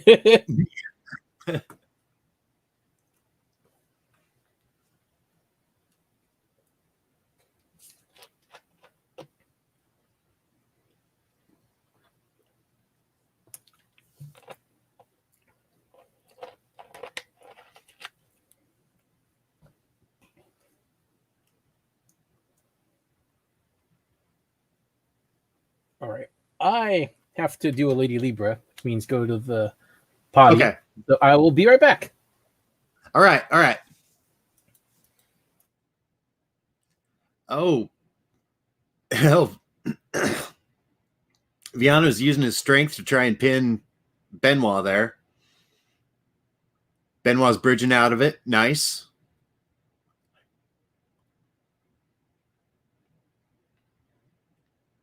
Ooh, nice Northern Light suplex.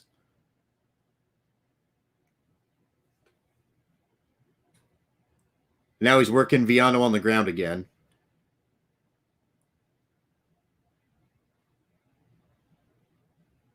Which I always think is a really cool way to open a match. And then you I'm sorry. I'll figure something out.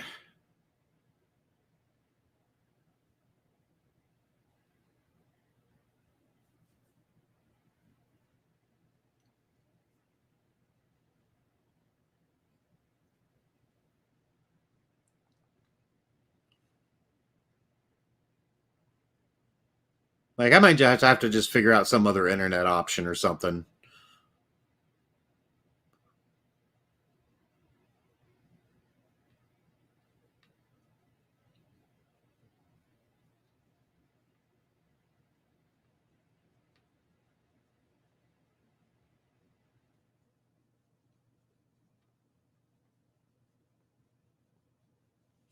Oh, your internet sucks too.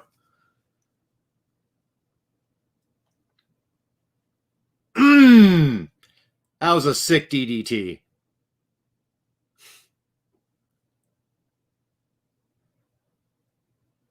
That probably gave Chris Benoit one of the many concussions he will eventually have in his career.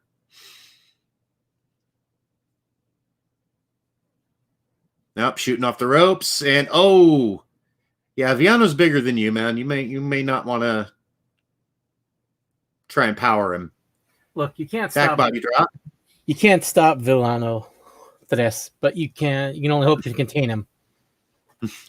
He's a stout man. He's actually more. I was going to say, like, they are really playing his like just strength through the match. Oh, Ryan's here. Are you using mobile adapter? No. I'm on satellite internet. I've got my Ethernet cable directly hooked into my modem, and maybe you'll get better results with 4G if you have that on your phone and you can use it as a hotspot. Oh, I might try that. Like how much bandwidth do you have per month? Oh, I forget. I'm on like the top line program. Then you should have quite a bit that you can maybe do, like yeah, spare like at least one Friday where you decide to get a little saucy and special. All right. Well, anyway, Pegasus Kid won the first fall, so now we're on fall 2. Pride cometh before the fall. Villano 3.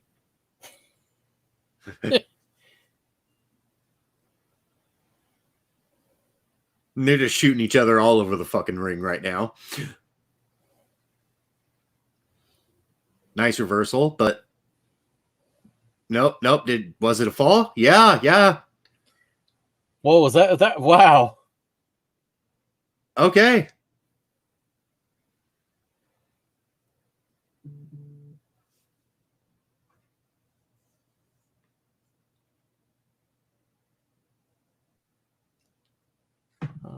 Apparently,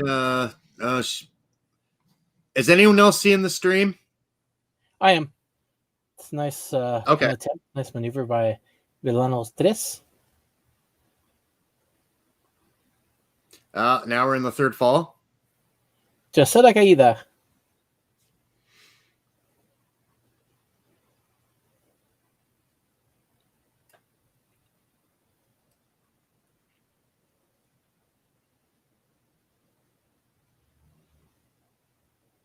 Speaking of selling, you know, one of my favorite sell jobs is when Owen Hart accidentally breaks Steve Austin's neck and he still puts Steve Austin over. Yeah. I was like, Owen would do the job. He was consummate professional. And I'm getting policy violation warnings again. Oh, man. Must be from AAA. Did you get a strike it off of that last one? Let me check my dashboard real quick.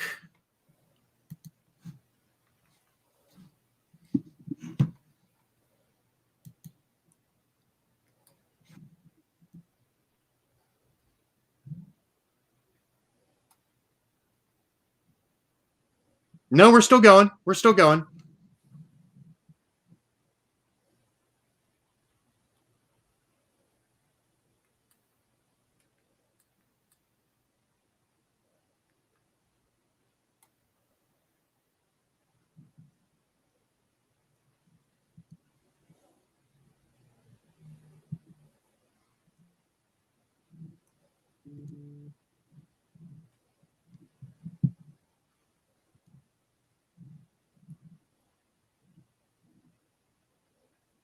Oh, no, we got suspended.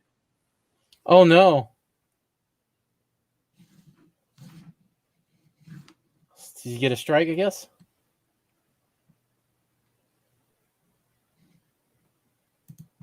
I guess so. I wonder if it's because of the name Benoit. I don't know. Hang on, let me...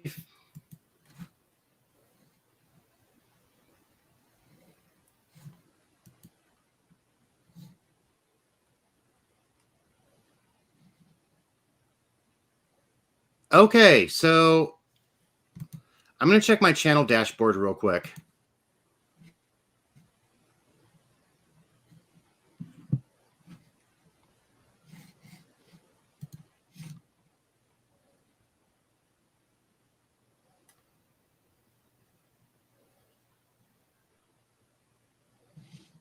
Sorry, I'm pulling up my YouTube studio page.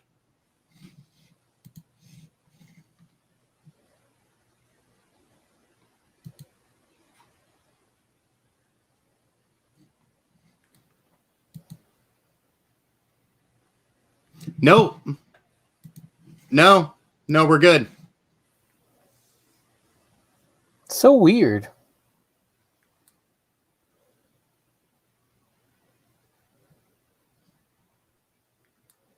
Yeah, we're not getting the we're not getting I.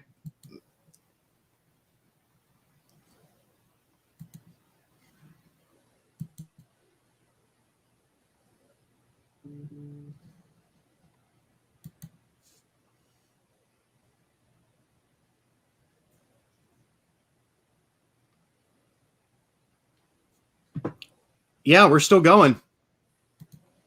I don't know what's going on here, but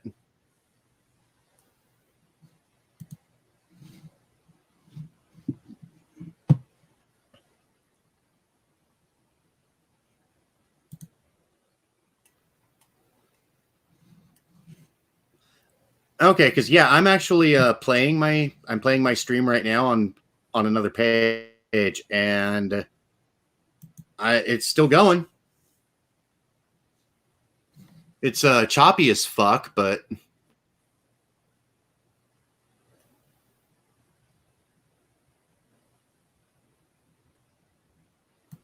something's fucky. Okay, so hang on.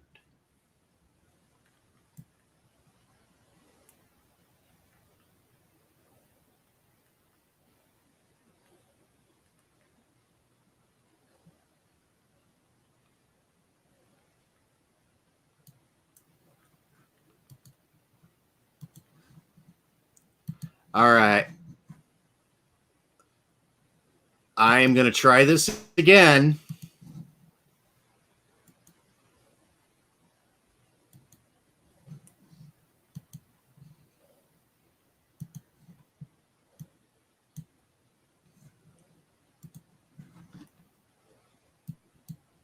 Okay. Everyone seeing it? I'm seeing it, but it's like I said, it's a slideshow. But I just saw Pegasus Kid body slam Villano 3. Right. Now he's going to the top rope. Oh, he did a body press instead of a concussion press.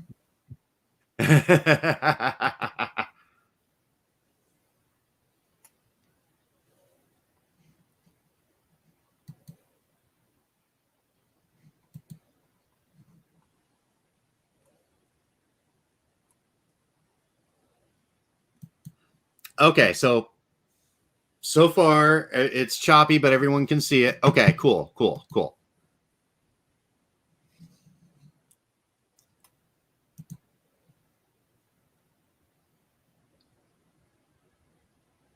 So I think we're watching the second fall again. Sorry guys, I think I keyed it back too far.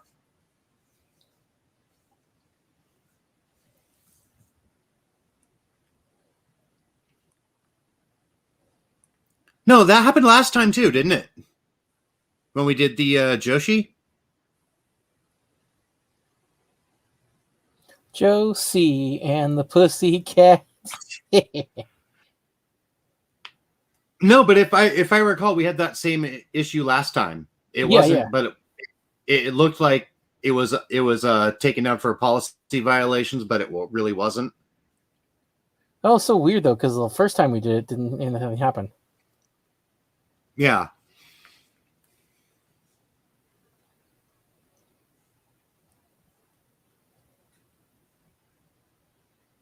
All right, here we are.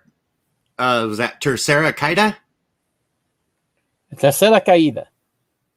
Okay, Tercera Caída. Third fall, baby.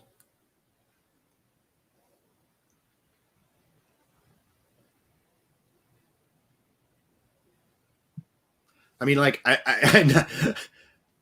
I know just mentioning Chris Benoit's name is verboten in wrestling circles, but I wouldn't think it would be the same for YouTube.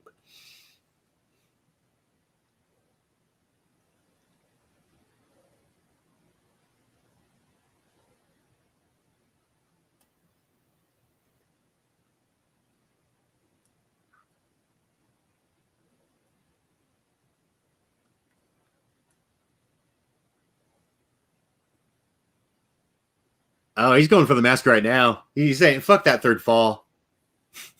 Look, man, if you can kick it off someone before a third fall, it doesn't matter if you want to lose. You've already done it. Yeah.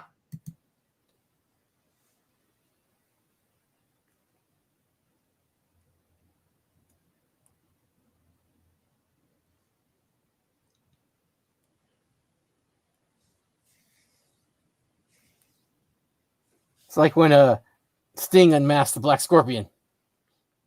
Oh God.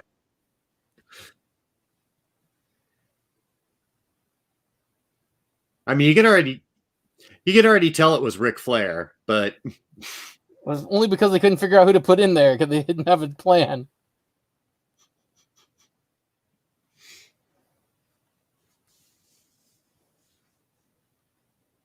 this is like watching a bad stop motion animation. Maybe that should be the gimmick.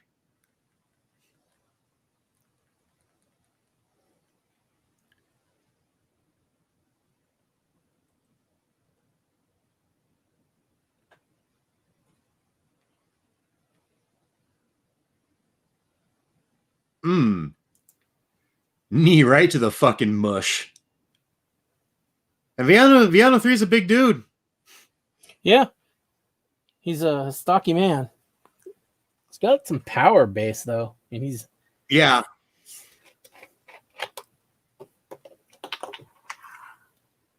Oh, Jesus. Dumped him on his head. Christ. Yeah.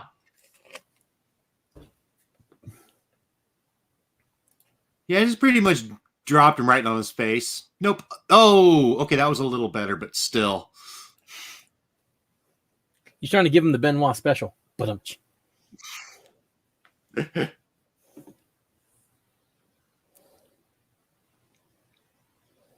Well, he did wrestle a lot in Japan, and Japanese wrestling is all about dropping people on their heads. And as we learned in FMW, everything exploding.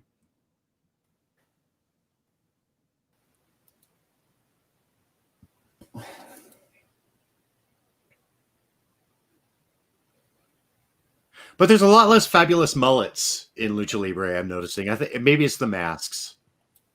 There are a few, but the masks hide some.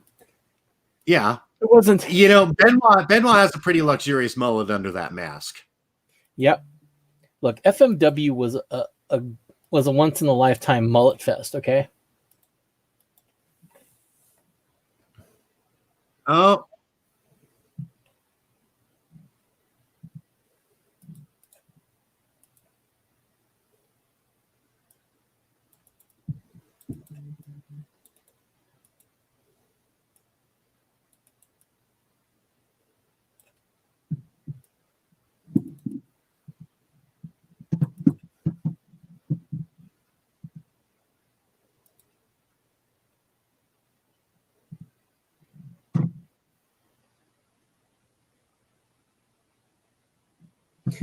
I noticed that everyone has stripes in the ring.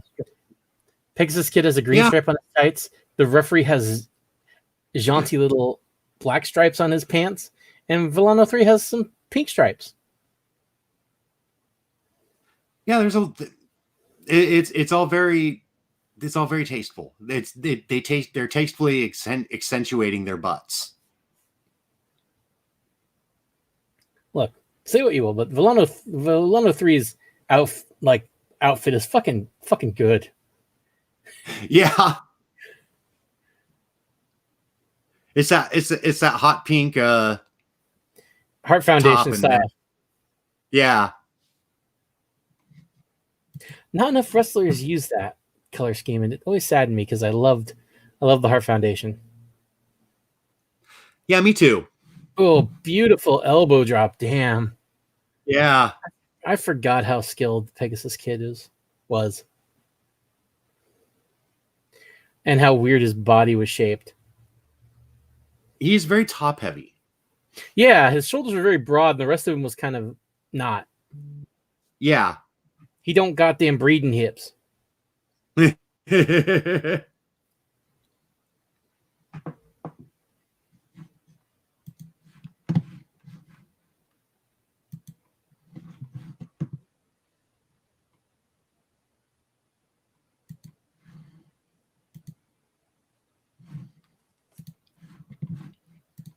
Suplex.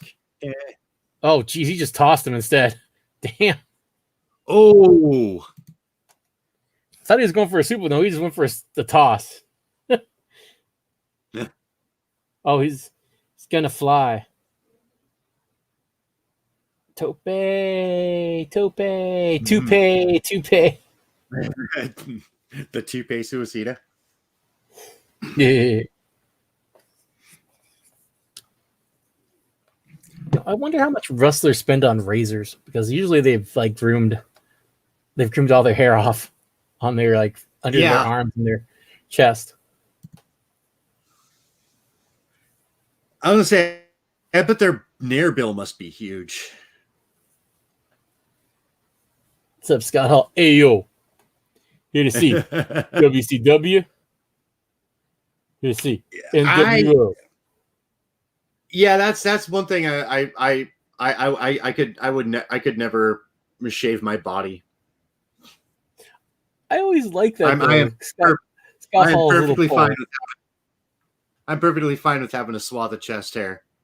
Scott Hall's pre-match polls always made me laugh. This is how he said it. Here to see WCW. And then like 5 million NWOs pop out of somewhere. Yeah. NWO Wolfpack, NWO Original, new NWO, NWO with Line, the LWO, the NWO Sensacional, NWO Gigante, NWO Secret Babysitters Club. So that's a reference to an old Harvey Birdman Attorney at Law commercial where they talked about they're making fun of Law and Order, and the one that always stuck with me was Harvey Birdman Secret Babysitters Club. I'm like, what the fuck would that be? Oh, beautiful Jesus! Move. God, that looked like nice counter. Nice counter. This is a good match. Mm-hmm.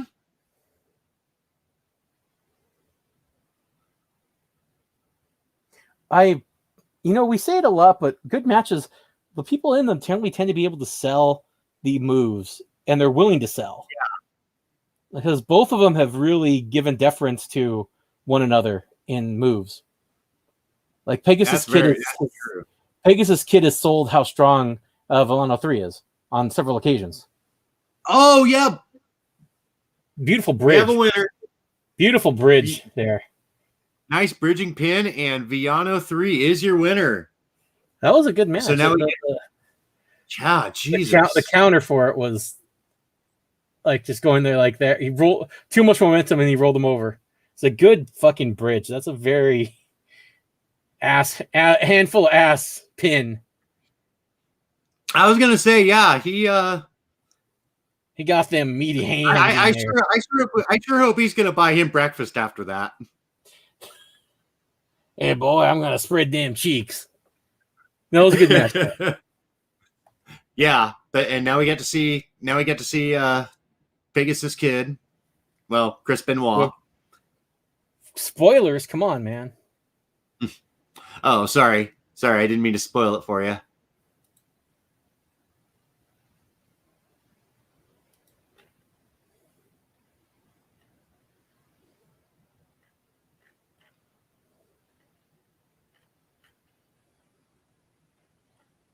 Yeah, that was, he adds yet another one to his collection. Yep. I was looking, they showed a list on his Wikipedia page just how many masks he won. And it's like, it's long. He could probably insulate his house with all the masks he's won. He made himself a little mask dress. Right? So oh, so pretty.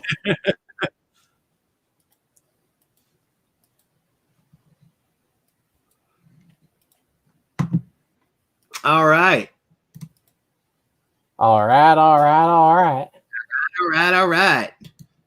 Anyway,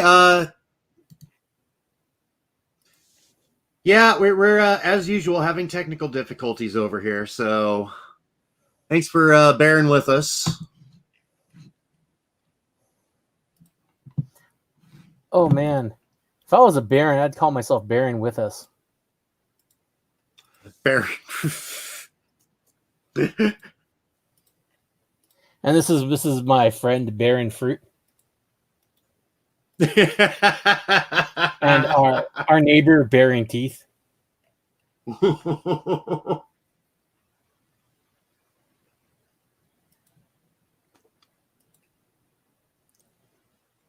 Oh, that last swig just really hit me. Oh, yikes! So, did you ever have what do they call that? Yipes Stripes fruit stripe gum? Yes, yeah. My And little how it lasts sister's like 3 seconds. that was my little sister's favorite gum. Oh shit! But yeah, I like the flavor. Cool. I like the flavor, but it was a grand total of like 3 seconds of how long it lasted. Yeah, and honestly, the only time I ever chewed gum was when I chewed tobacco. So beyond that, I don't really care for it. Huh, I love gum. But I'm thinking of like I completely forgot what I was thinking of. But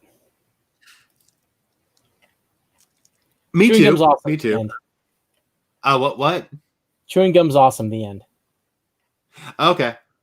Chewing gum's only awesome when you got to plug a red man. Now I remember what I was thinking of. Big League Chew. Oh yeah. I used to love that stuff when I was a kid. It's funny how it was Probably made to look like chaw. Yeah, I think that's why I liked it. Because then I could sit there and like while my dad and all of his buddies are out there or drinking beer and chewing, I'd be like, me too. Yeah, it's like, hey, you know what? Kids love Major League Baseball players. Let's make this product that's like chewing tobacco, but it's not. I also came from a time when candy cigarettes were a thing. Same. Oh look, it's candy heroin. Yay! It's like the boomers wanted to give us cancer.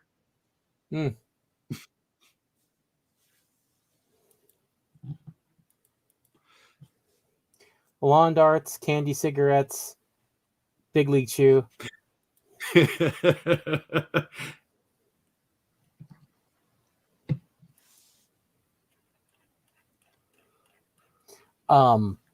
Transformers were die-cast metal. So the way my friends and I would play Transformers was we'd hit each other with them. And the first one to either bleed or tap out lost. I look back on that and like, what the fuck were we thinking? Just bloodying each other on the playground. And none of the adults stopped us. My brothers and I, we used to play with our G.I. Joes and Transformers like normal, but then eventually we just get tired of them and then just shoot them with dad's guns. Or blow them up with M80s. That definitely sounds like rural Oregon.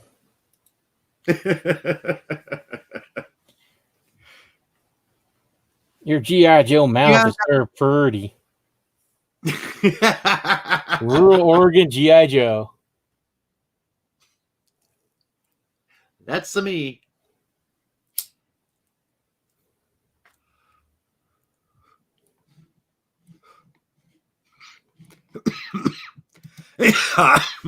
Oh man. I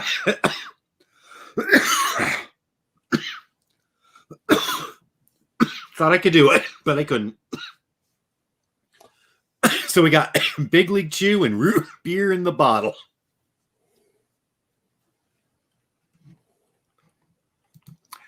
Sounds like Texas. I didn't know. I didn't know Lady Lieber was a gourmand. Big League Chew and root beer. Yeah, sounds like a meal to me. So I was scrolling through Facebook, and I'm part of a lot of retro game groups along with like Commodore 64 enthusiasts.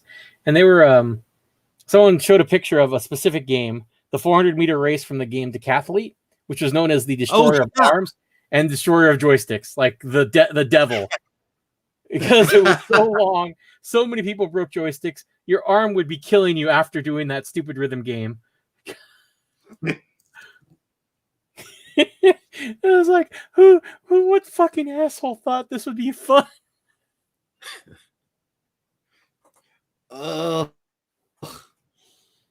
Yeah, good question. You know, a lot of those old PC games were kind of crap. I like a lot of them still. Oh, so do I. But there was a lot. I mean, people bitch about like all the shovelware that came out on Atari 2600. It's like, no, you guys never saw like the Apple II community. Well, to be fair, I think most anything made, with the Apple logo is a fertilizer, piece of fertilizer. Basically, it's a steaming pile of shit. I will say that I loved Macs in the 90s. Well, Return of the Mac. Once again, Return of the Mac.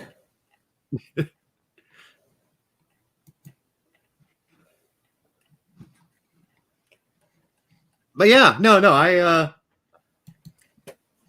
was kind of a big fan of Macs back in the day. They suck now, but that's a Mac.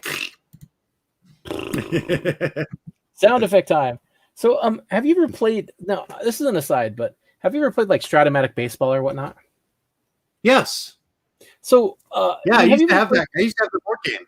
I've always wanted to play Stratomatic, but one of the things that turned me off is that you really couldn't make your own players, your own league. No, you kind of had to make do with what you had. There's a new product called On Deck Baseball where the guy has made like fictional players and fictional league, and like there's aging curve for stats and whatnot. It's like a whole think Stratomatic, only it's fictional. And I'm kind of thinking it's like $85 for like some of the stuff for like the main game because there's a lot of stuff in there and whatnot. But I'm thinking about making the investment and starting my own like personal league because the idea just appeals to me. Yeah, that is kind of cool. I would, yeah. I'll send you the link afterwards. Okay. Yeah, I'll check that out. You know how I love baseball. Yeah, well, Lady Libra, I've played with myself a lot, so I've learned how to play with other things. Wait. Yeah, I spent a very lonely childhood playing with myself. Yeah, when you're an only child, you end up playing with yourself a lot. Sometimes your parents were like, "Don't you want to play with someone else?" Like, no, I'll play with myself.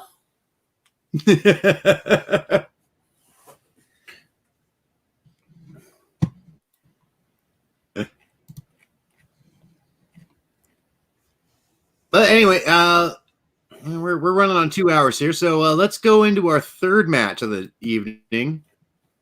We got Fuerza Guerrera versus Pantera 2. Fuerza. Oh man, Dimebag Darrell was a luchador. I didn't know that. Yeah. He's gonna treat this guy to a vulgar display of power. Great. Every time I think of like Anthrax or Pantera or anything, I think of Ultimate Thrasher. I don't know why. That's pretty sad, but it's the metal thing. So, stupid E wrestling history. When we all applied for the UEW stuff, his whole goal was to be in he was put in the hardcore division. So what he was planning on doing was going there and running a pure wrestling campaign where his entire moveset would be like snap mare, Russian leg sweep, body slam, like that. And the snap mare, I think, was going to be his new finisher. I that would have been brilliant. I would have loved that. Yeah, and I know that the Thrasher's handler could have made that work. Yeah. but I've always wanted to see Wow, someone. I like do how that. Pantera doesn't even have to walk to the ring. He's just got somebody willing to piggyback him. When you get to that level, man, that guy has a sweet ass maroon suit. That mask is kind of that weird. announcer guy, yeah. He looks like an alien. That's Forza. Yeah, I can tell because it says on his shirt Forza. Right. That's in case he forgets. Who am I again? Oh, okay. I wish I had clothes labeled up. Oh, that's a beautiful belt. Yeah, it is. Welterweight championship. The fact they use the term welterweight is pretty sweet. The Walter White Championship of Mexico.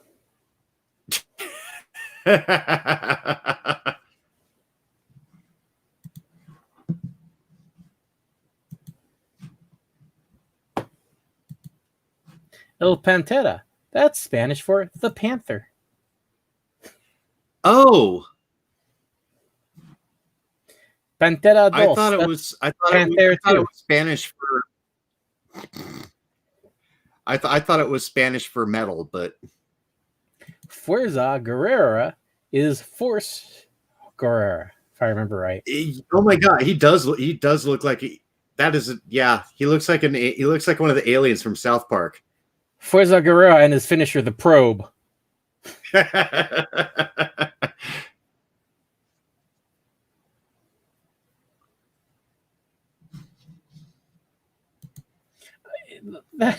I'm sorry, that mask is so. Usually, like this one looks so kind of dorky. I know it's well made. It looks very well made, but it just kind of looks. Make me look like an alien. Oh man, look at everyone crowding the ring. There's that dapper dude with his fucking sweet ass maroon suit. Show him more. Tie. Show him more. Yeah, I need to know his story. Oh God. Man, the referees look like boxing referees. I wish it's so nice.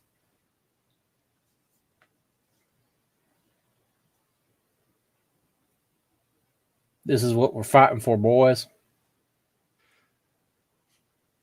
You get this, you crush pussy. You understand?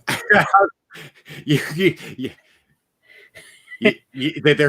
fighting to see which one gets to be the best redneck. Because the bigger the belt buckle, the more redneck you are. That is kind of the way Southern wrestling always seemed, especially with Big Goldie, like the biggest belt buckle there could be. The one-way ticket to Space Mountain.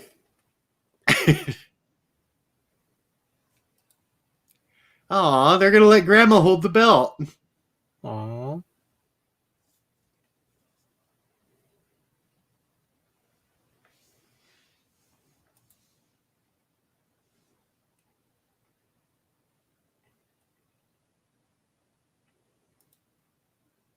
Whoa. Belt buckle contests are real. Sadly, Lady Libra is correct. Yeah. That's what wrestling is all about. It's seeing who can be king of the rednecks. Wrestling is about getting top of another man and making him submit.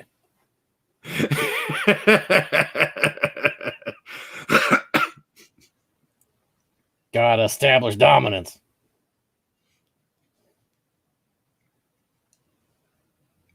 When you've got your arms coiled around them so they can't move, you're pinning them under you.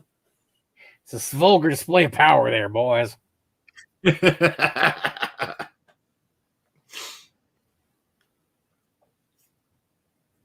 Grasa. This is going to destroy. Oh wow, that is some serious helmet hair. Like it's not even moving. Welcome to the 80s. This is for weight loss. They lost 37 pounds. Oh, well, that's good. This person lost 17 pounds. Oh my god! No. That and without dieting and exercise.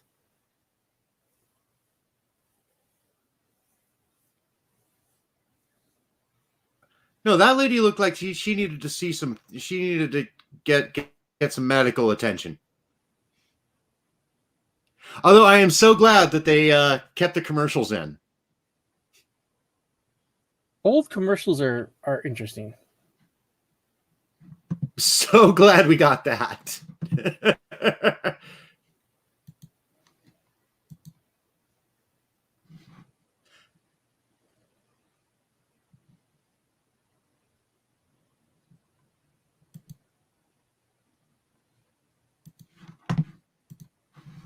Lady Libra says the lady was too skinny for her, so looks like Lady Libra likes a little bit of meat on the bone. Yeah, me too. I've got a lot of extra meat, so I tend to go for like much smaller gals, or they go for me. I don't really discriminate, but that's how I tended to be. I mean,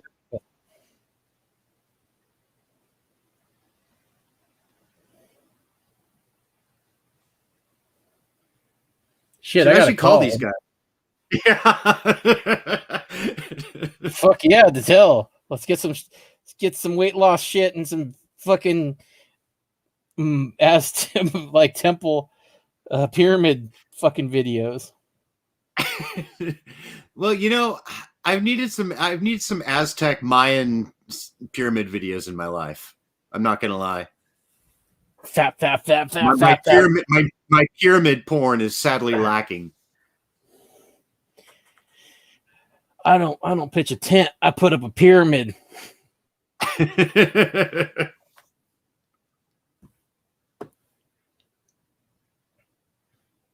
Why does it look like he just put a t-shirt on and like instead of like a bodysuit? Yeah,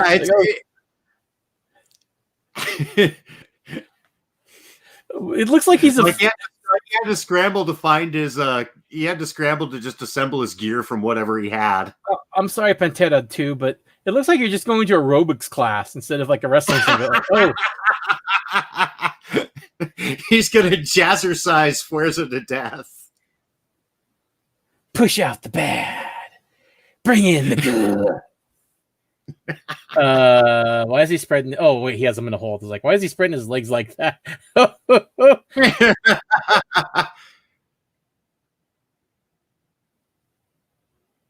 This is a scene from Dirty Dancing. He's got him in the foreplay lock. Never played before.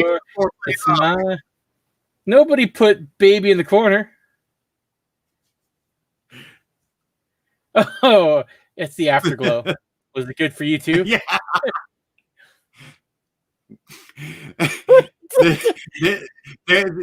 This is the part where they both need a cigarette. This is way too early for this sort of rest hold. I mean, seriously. Yeah. Okay, this is cool. It's a cool hold. The foreplay lock is a cool hold. It looks like Dirty Dancing though, where Patrick Swayze holds up Jennifer Grey. That's what it reminded me of. That's what I was singing. Part of that song. I'm gonna press on your knees, and you're gonna not like it. The way the ref was hiding the other guy made it look a little suspect. Like, what are they doing?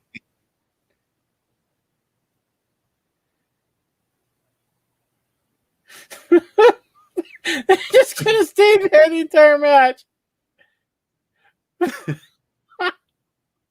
These close-ups do not. What? This takes skill. Don't get me wrong. This takes a lot of skill, but it just. And I'm sure it's painful as fuck, but it just looks so. It looks so sexual. Yeah. And now we got a pinfall for some reason.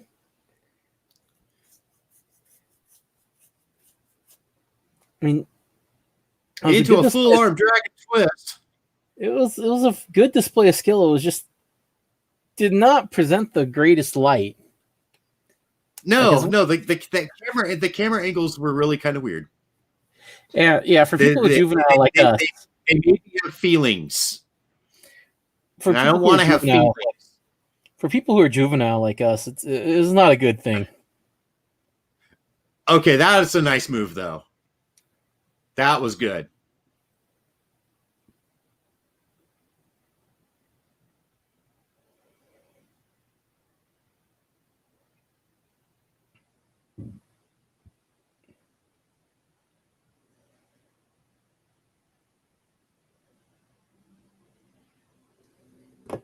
Okay, nice roll out of that. Okay. I don't know what he was trying to do there. Nope. I think he's going to start recording. Yep. Recording? That's painful though when you have people put their like weight in the middle of your knees. Especially just after you got them off. That's where all the joints are. It's a little disrespectful. After Pantera did all that to make you satisfied, you're doing this to him. Yeah. No. Oh, that actually might not feel too bad if they're putting the pressure right there, but no. Oh, flipped through. He went through, and now it's time for him to get thrown over.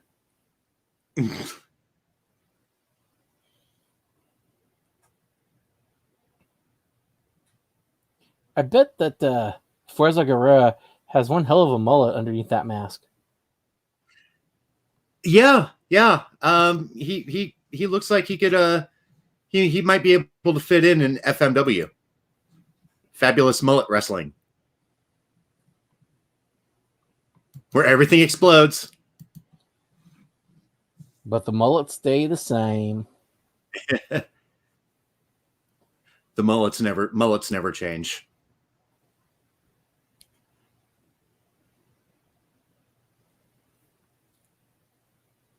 They are putting on a clinic in terms of holds. They really are. But why didn't they start with these and they were with the weird, creepy ones first? Yeah. Maybe they just wanted to get it out of the way. Let's just finish early. Finish these up early that way.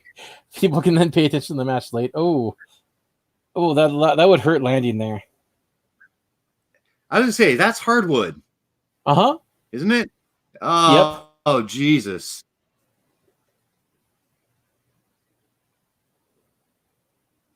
There's a guy in a sweater vest there. Blue one. Looking pretty dapper.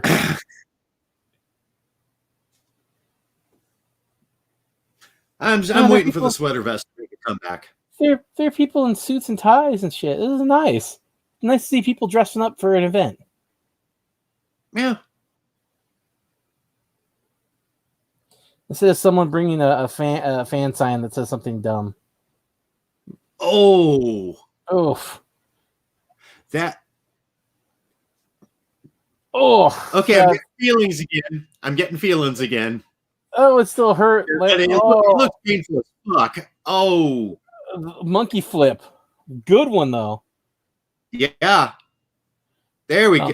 They're picking it up. Nice. Yep. Nice. Well, they showed their tech chops. Now they're showing everything else. They're speeding up the pace. Is he gonna do a Booker T? Oh no, he didn't. Spin-a-rooney. Oh, that was fall one. No, he's getting his hugs from tracksuit guy. That's Sergey Mask. That's Sergey Mask. Sergey Mask. Beautiful leapfrog. Good bouncing off the ropes. Quick. The fact that he jumped, that was a really nice sequence. Yeah, it was. Because it slowed down, but he did the jump to the second rope, then the hop to the top rope. He didn't climb to the top. He hopped, then he jumped over. That's fucking hard. Yeah, it is. Because he doesn't have much momentum. That's his leg power doing it.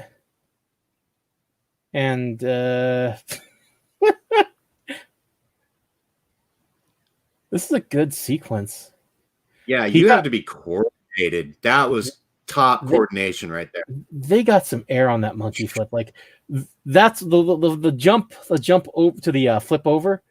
That just amazes me. That takes a lot of leg strength and a lot of coordination to do, because it's so easy to fuck it up. Yeah, and the timing on Fuerza's part was really good on that. Yeah, he gave him enough time to he was there in case he fucked it up to try and at least minimize the fall. Yeah. Yeah, they look, Lady Libra, when two guys are in sync, they'll sometimes do gymnastics together. Yeah. It's like a beautiful dance. That's literally what wrestling is, though. Dancing with a partner. Yep.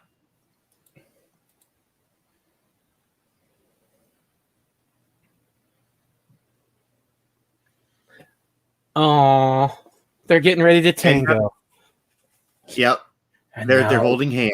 And now they lambada, the forbidden dance. Oh, that bridge. Is he? Oh. Yep. Yeah, I remember this part. This is where he got feelings again. Yep. Getting the feelings back. That still would hurt, though. No, that's what I said. Like, yeah, it's painful as fuck, but it just,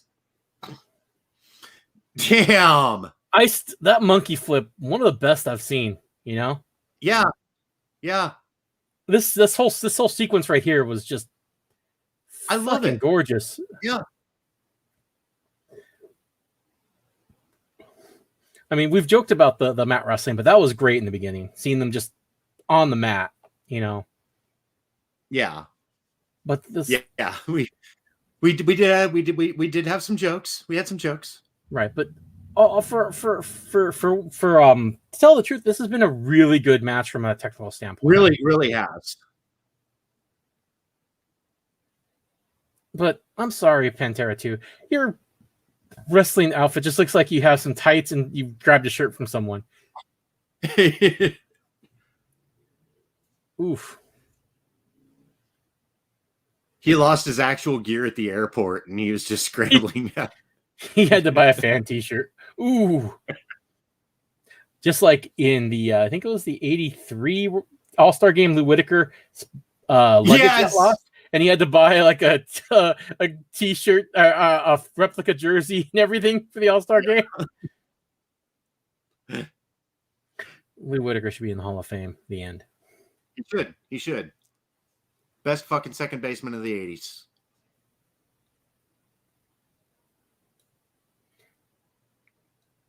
I'll agree. I'm biased though, so oof. Just toss them off. You're a tight. Yep.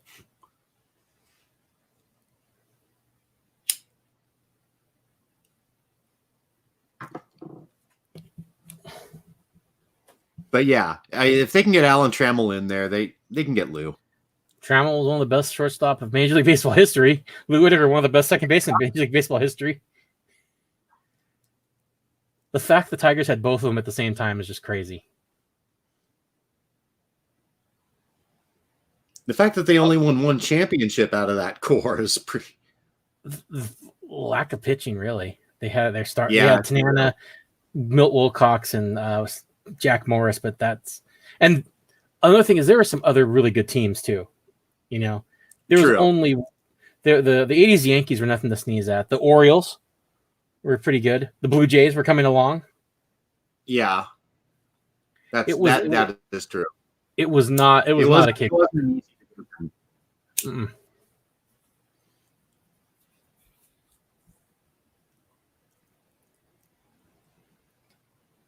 These guys are really in sync in terms of like their If you see that last sequence is gorgeous where they're moving it. Oh, they're still going. Damn. Yeah, they're. God, that was beautiful. Pantera just. Yeah. Well, he's okay. Right into an arm drag. I missed that. It was like, oh. Yeah.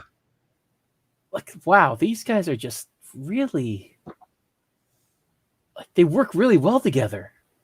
Yeah, they do. Because a lot of these sequences require your partner to like read you and do the right move or reaction as well. Yeah, but yeah, it's they. Oh, ow! Oh, he landed on his feet. I was like, yeah, he landed on his feet, but still. here's a spot. Here's a spot. He's gonna jump on him.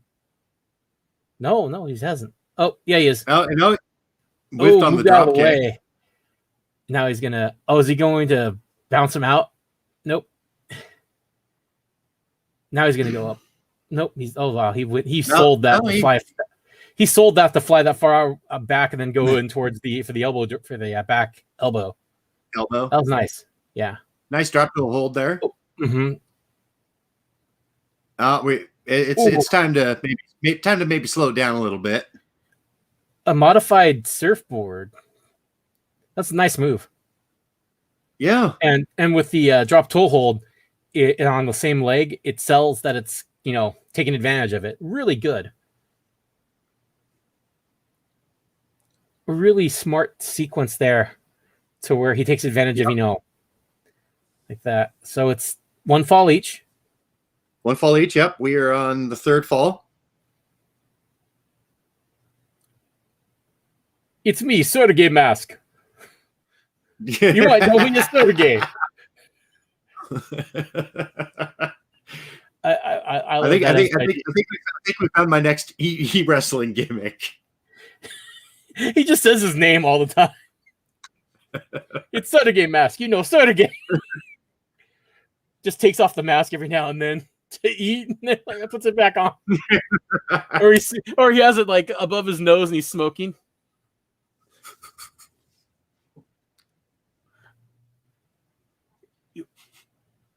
You need jeans, a real American jeans, Levi's. Oh, commercials. Why did that little kid kiss that lady on the lips? I don't know, but if we call Daytel, we can find out. Mama Solita, so it's a single mother. We can get our pyramid born and Madre Solita, or alone. It looks like it looks like some sort of like Spanish Dallas or Dynasty. It's a telenovela. Okay, telenovelas are pretty fucking awesome. We should just watch like commercials like this one of these days. Gotta branch out. Mujer. So that magazine's literally just woman. Okay. Check or money order. En vivo y manejo. Postage and handling. Datel. Does Datel sell Ford pickups too? What's this guy get? Oh. He's now taken back to Bible times? Don't run over Jesus. Dun dun dun dun dun. This new Terminator is really weird. Oh, so if you get the 1990 Ford Ranger, you too can drive back in time. Man, you I thought it was only DeLorean.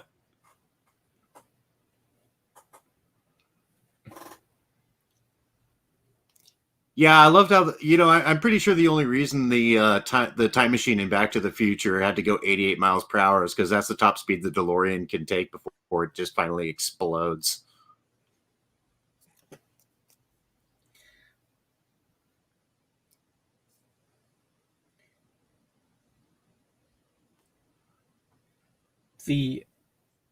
For the welterweight championship of the NWA, that belt is really nice, though. Yeah, it is. So interesting. Although thanks to the time I grew up in, like I think at NWA, I think, oh, are they going to wrestle for the fuck the police belt? My thought is that every time I think of those belts, I think of the Western State Heritage Championship. One of my favorite names for a belt, by the way. Yeah, I like that one.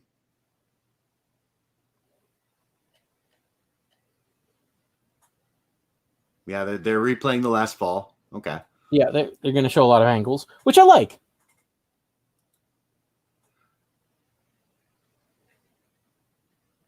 It really sells the stakes of the match, I think.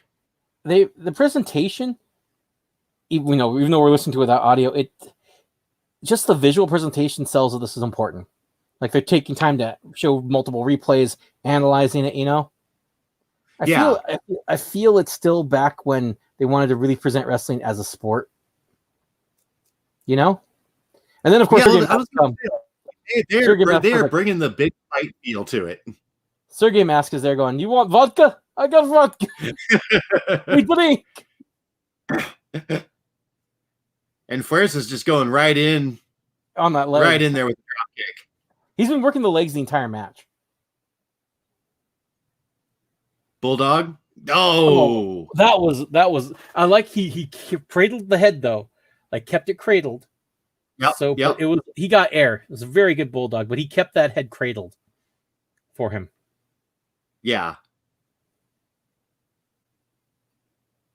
And Pantera 2 Pantera 2 is selling it. Oh, he's going. Oh, another one. Yeah.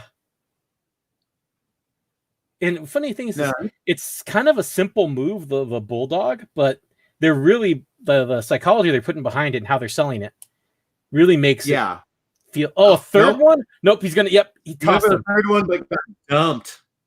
Yep, got dumped on his ass. Is selling that his head hurts. No means no. Oh, here comes slingshot. Right into the mat. Okay, I like that. He's still selling that his head hurts. Yep. Maybe he can order some aspirin to tell. Oh, nice! That's some air on the drop kick.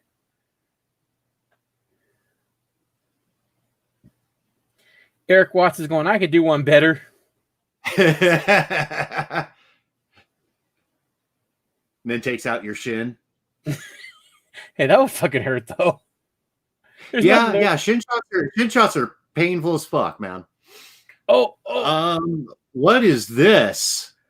Awesome. Yes. I have no idea what this hold is. But it's fucking awesome. Ass hold. Holy shit. The thing is that he has to hold the other person's weight for a while. That takes a lot.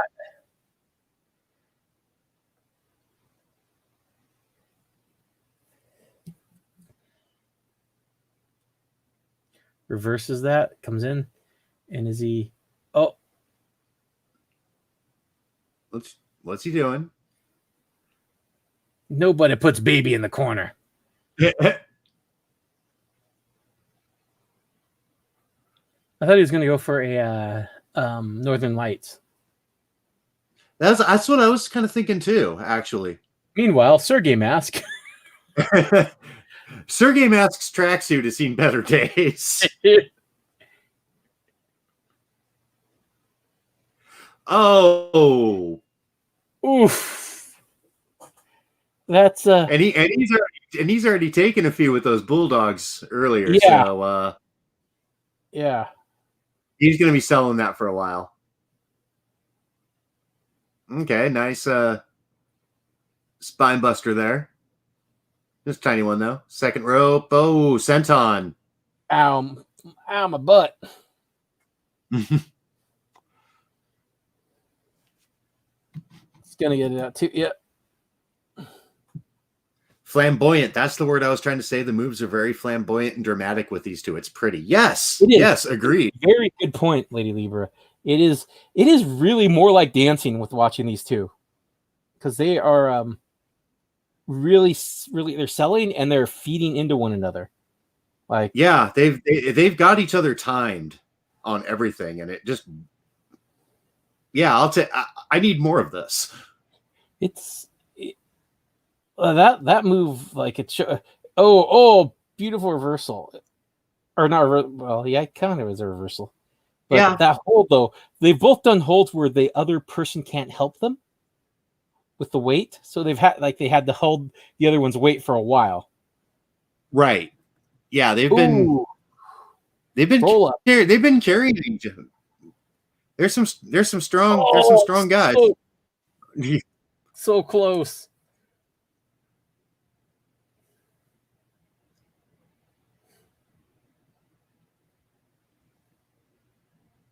I like how they're slow to get up, selling how much this is taken out of them. Yeah. Oh, Jesus. Oh, Dumped him right on his face on that one. yep. Oh, he's going for And- another. Oh, this is Oh. this looks this. Oh,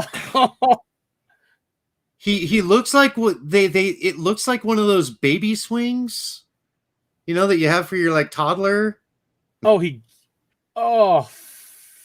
Oh, they are doing some sick looking holds and one.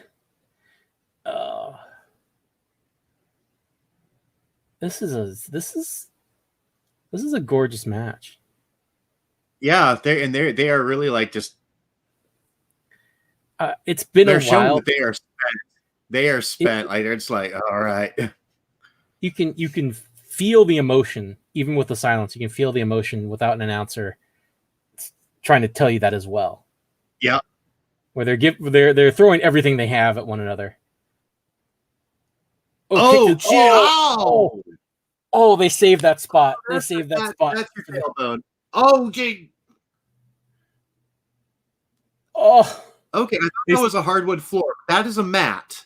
Okay. It doesn't look like a very safe one, but it's a mat. At least it's something. But they saved that spot for this late. Oh man, they just right there. Perfect time for it though. Yeah, where they're running on fumes. It's like got to do something drastic. Yeah. He can't. Oh, they both roll in the ring. Just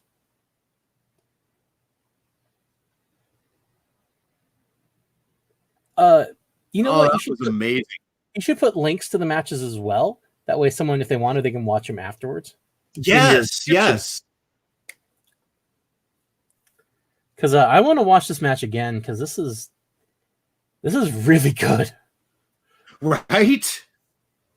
Honestly, this one, the only one I can think of that we've watched that rivals it is the Miami Toyota, the first one from Josie Night.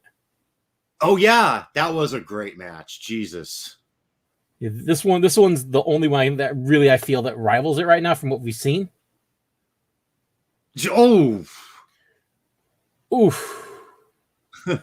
Oh, I love that he sells that he's tired and falls in the corner. Yeah.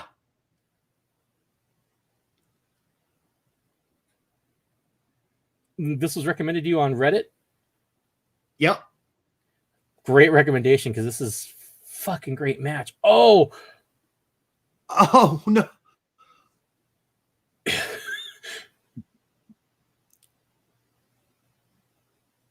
Oh, how he's holding them up. Oh man, my back is screaming just thinking about it. Yeah. Oh jeez. Dead center of the ring. And yet at the same time I keep hearing, I've had the time of my life. No, I never felt this way before. Oh, he got. Oh, is he reversing it? He's reversed the time of his life. Oh. I thought he was going to go for a slam, but nope. Oh, God. Or just, I just keep expecting like him to sit down and just dump him on his head. Oh, ow. My legs are screaming about this. Yeah.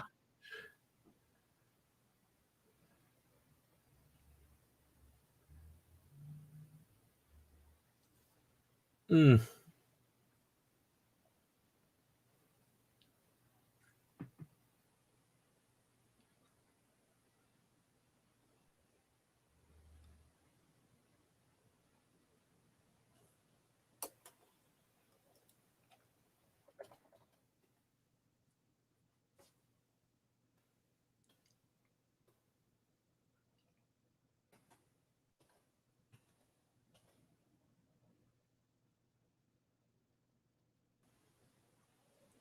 Well,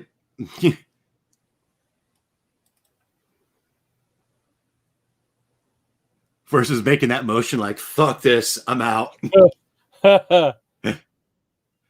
Oh, tilt-a-whirl backbreaker. Oof.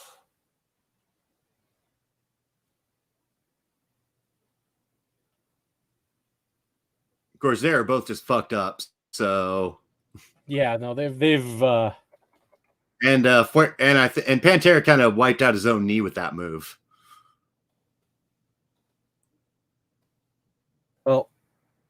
He's going to the top. Oh, and with on the moonsault.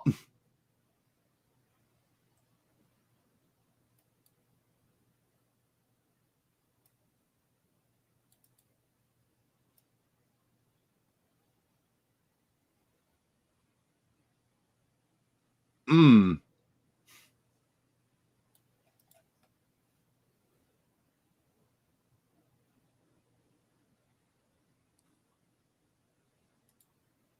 All right, he's got the camel clutch locked in.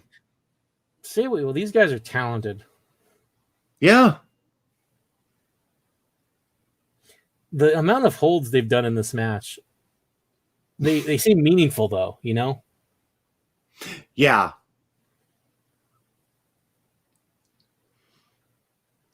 It's all kind of built. They build off of each other. They build off of their holds.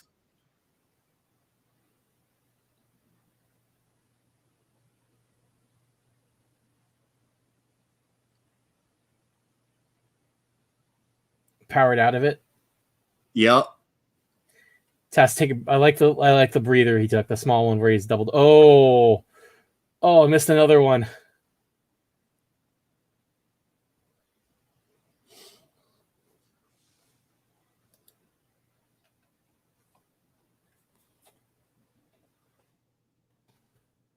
Oh.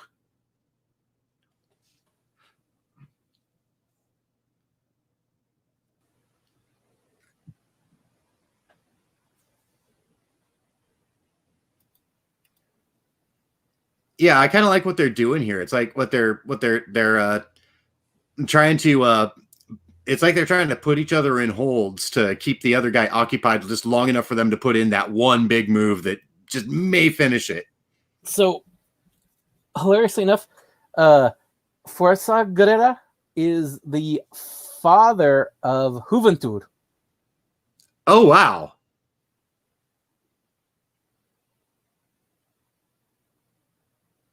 So this is a good match to demonstrate the all around skills that a lot of I think I like wrestling. It's some of the matches can be now this one's a little perverted, but I think I saw this in the hentai.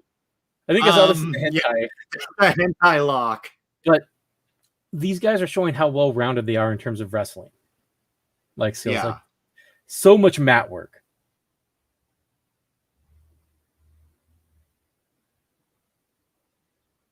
But not only the technical side but also the fact they're telling a story. There doesn't seem to be like a long time rivalry. They're just two guys going, fighting for a title. Yeah. Yeah, that's what I kind of feel too. Like they're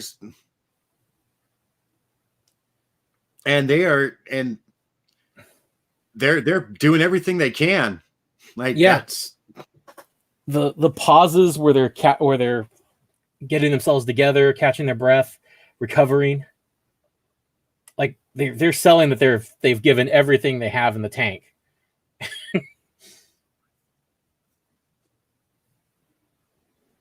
And it makes those high spots for Pantera 2 even more poignant because it's like I've got to do like here. It's like this is set up to be a big moment.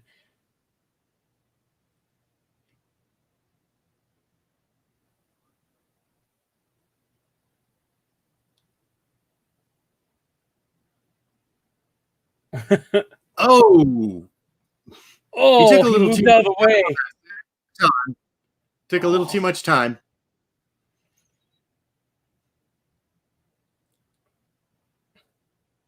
Now I think this could be Pantera 2's opening. The surfboard. He's trying for it.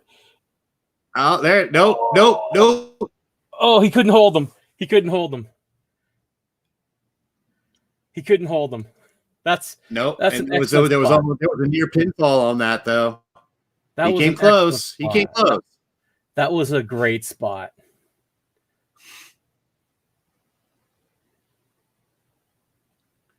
Nothing's wasted. They are not wasting a damn thing. That moment where the camera was perfect, where they focus on him and he tilts his head down like he's dejected. Oh, roll up attempt turned into a power bomb. Oh, Jesus. Oh, now this looks that's a hold. I think this could be it. I don't know. This looks torturous. Yeah. No, I think it's over. I think he finally had to give in. I think he tapped. Yep, he did. Yep. Oh, this was a great match. God. Thank you, Tracy. This was a fucking amazing match. Oh, thank you. Yeah, no, wow. Just, my God, guys. This is the kind of match that makes you fall in love with wrestling all over again. Yeah. I feel so bad for Pantera too. I do. The hug to the guy in his corner was poignant. The fact he hugs his corner man. Oh, he put everything into that. Yeah. He put everything. Well, they both did, but man, I feel bad for Pantera too. I feel like crushed for him. And look at the crowd. Like, oh my God, this is just fucking perfect.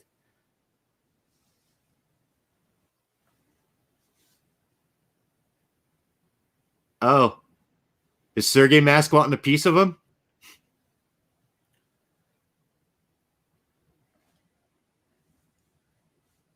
Well, he has Sergey Mask, you know. Yeah. Aggro. He has a little bit of the vodka in him. Gets a little angry. Oh. Oh God, I feel bad. I feel bad for Pantera too. He put everything into it. This reminds me of the Misawa Kawada match where Kawada throws, I think it's a 95 one of the their second meeting, where Kawada throws everything in there and still comes up short. That's the same feeling I'm getting. Oh, I'll have to watch that one. It honestly, the first time I watched it, it made me cry because Kawada sold it so well. Like there's this build up to where you feel like he has a chance, and it inevitably where he's still fighting, but you know it's not going to end with him winning. And you see him still trying, but like that, it's just crushing. It's a great match, though. I'll check that out. But all I'm sitting here, I'm thinking just, having the fans just crowd up right up to the ring like that, you could never get away with that now. It looks like a boxing match. They treat. Oh, there was the handshake. Yeah. Oh, there it is. There's a hand. Beautiful. Okay. Nope. This is actually fantastic. Oh, so well done at the end too, where he puts the belt on him. Yes. God. Yeah. That was an amazing match. It was. Including this last bit where the fans are crowded there. He gets the belt put on him by his challenger, who, obviously gave him a run for his money. Yeah. And this is the kind of match where the person who loses still ends up being elevated because of how good the match is and how much the person who beat him had to do to beat him. Right. Yeah. Yeah. You give that type of effort, man. Like that is something. I'm a little emotional because the match was, the ending just was just a cherry on top. It was beautiful. The handshake, I feel it. The putting the belt on. Oh, it literally just for that brief moment, it got to that 7-year-old Mark in me that thought it was all real. And it's just there's just that emotional part. It's the type of match that can get someone to fall in love with wrestling. Totally. And honestly, my goodness, that feels like the essence of Lucha Libre, because it was high spots, technical wrestling. They worked together. It was fast paced, even though there were a lot of holds. It might have the beginning holds ended up meaning more by what they were focused on. And the little bits where they sold, like where Pantera 2 has his head down and shakes it, where he's seems like dejected, where Fuerza Guerrera can't follow up because he's tired. He's been put through a ringer. Right. Like those bits just add to the overall story of that match. Yeah, it was. I mean, it was like I said earlier. Like they didn't waste a damn thing. Like they. So contrasting like, we were kind of making fun of it at first because of the camera angles, but after that bit, it was just like, oh, okay, I see what's going on.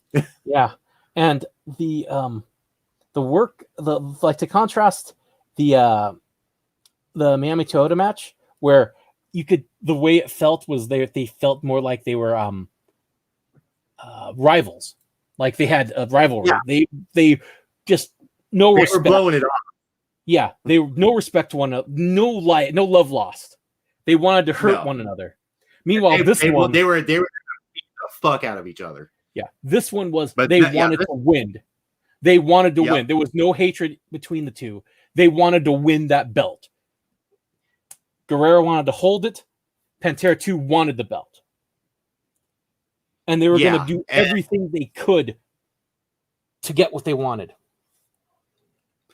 Well, that's what that's supposed to be the point. Mm-hmm. You don't go into like a boxing, and I want to be like a mid-card guy. I want to be, like the 6th ranked contender. That's not what your goal is. Your goal is you want to win the fucking belt. Because that's got the money and the girls and the drugs. But the thing is a lot of matches I watch, their championship matches, don't always feel like that. No. This one, I felt the hunger from Pantera 2, that he wanted that so badly. Yeah, they both were just like, they wrestled like that was all that mattered. Like, win the fucking match. And the one big danger spot where they went to the outside was built up to so well. It just shocked me when they did that. Yeah, they built it up. I mean, they really built it up, like, especially at the end. Like, just like they weren't really like doing like really complicated spots or anything like that, but like they were selling the fact that they were so beat up and so winded and everything like that, that it was like even something like a body slam was like, ooh, match psychology. It's not every wrestler has the ability, and when you have two of them that can work well together like that, it's just a fucking masterpiece. Yeah. Thank you, Reddit. Thank you, Reddit. I am so grateful. That match was incredible. The fact we're still talking about it says, we're both jaded motherfuckers and feel like a kid in a candy store. It definitely it touched the wrestling fan deep inside me, among other things inside me, but that one most of all. Yeah, now I'm kind of like hoping that the other stuff that I had picked out is good.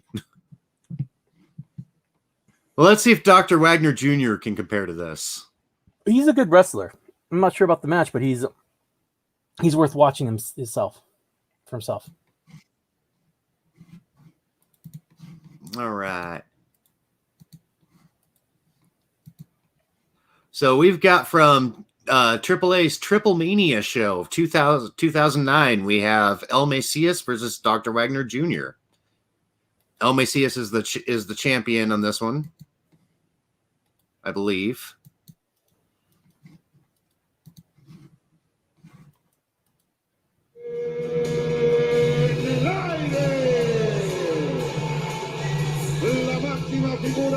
You're yup. Okay. Yep. So Dr. yes, Wagner Jr. Dr. Wagner Jr. Bad medicine. Copyright laws are a little more lax there, aren't they? Yeah. But look, he looks like a badass, okay?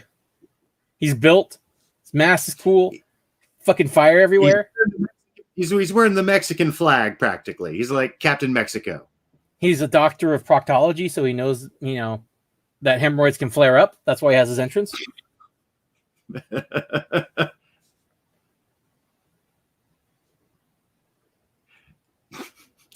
I'm hoping that's his actual gimmick. No, but it would be great.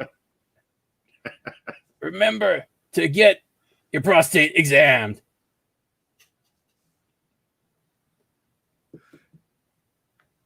I'm checking you for colon cancer, brother. He's still cool. I like to mark out for Dr. Wagner Jr. Plus his name is Dr. Wagner Jr., which is a fucking great name. Yeah. No idea why it's Dr. Wagner, but like I said, I was expecting a little more something, German. Nazis.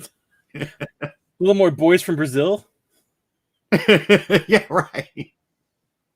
It seems like a very like mad scientist 1940s Germany type of name. Yeah. He's creating undead Nazi werewolves up in here. That's what his friend is Ilsa, she-wolf of the SS. That's one fucking entrance. Yeah. Ooh, it's from a Triple Mania too, which is their pay-per-view. Yep. Yeah, And this is their Octagon.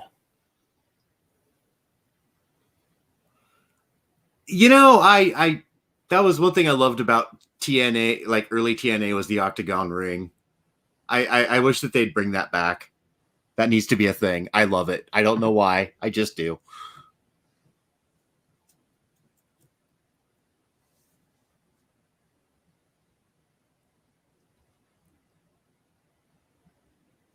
Oh, he's got druids.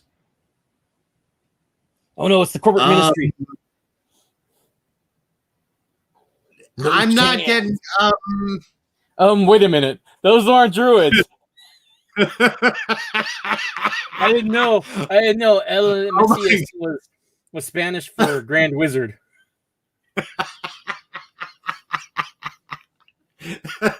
Oh my god. Well, this is Mexico, so different cultural standards. They don't have the KKK in Mexico, but yeah, we've got torch-bearing pointy hooded guys in red. Now that they put a burning tea, I mean, they know they're.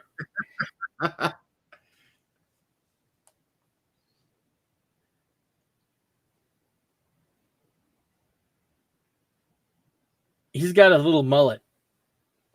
Yeah, he's he must keep the tradition alive. It's Miguel Awesome.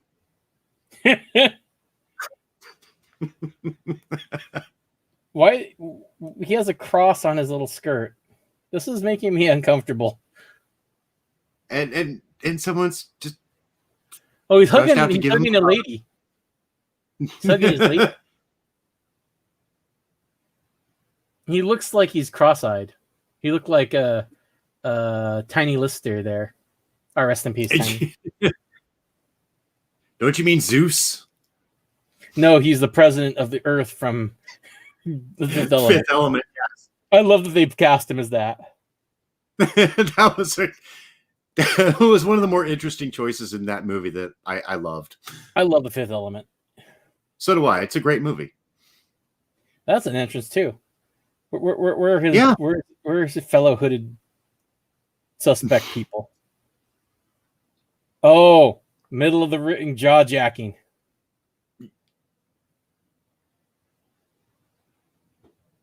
That's a sweet belt. That's some.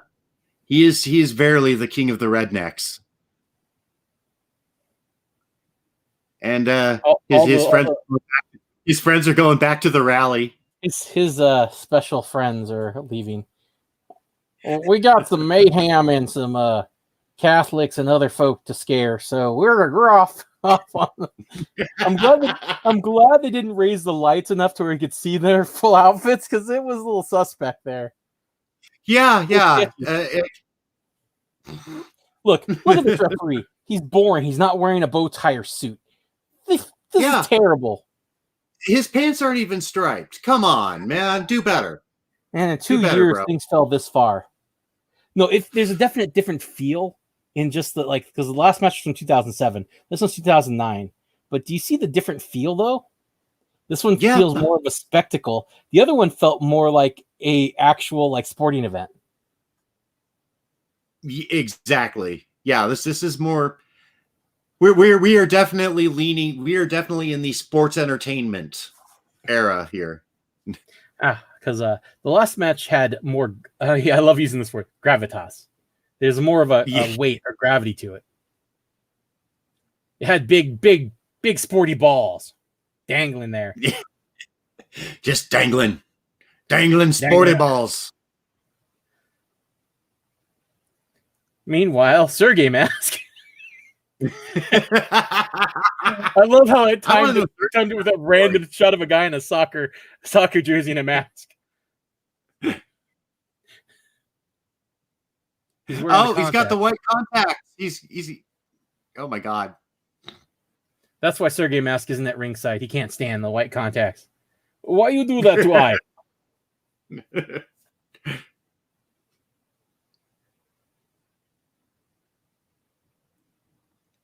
Now I just want Sergey Mask to be real.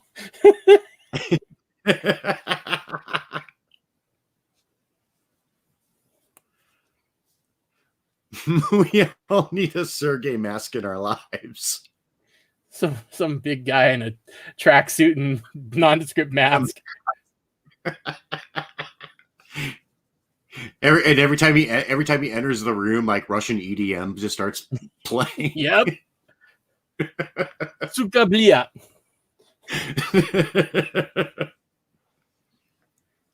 Shiki briki. So why is Goldberg there?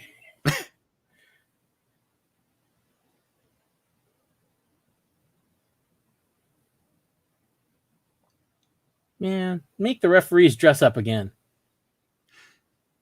Make referees great again. We should, that should be a thing. You guys need to wear the bow ties and the striped pants, or at least have some kick-ass red shoes. The bleached hair just isn't clean break. Clean break. Oh yeah. Wagner put up his arms. The guy backed out, put up his arms as well. Interesting clean break. Yeah, let's see how long that lasts.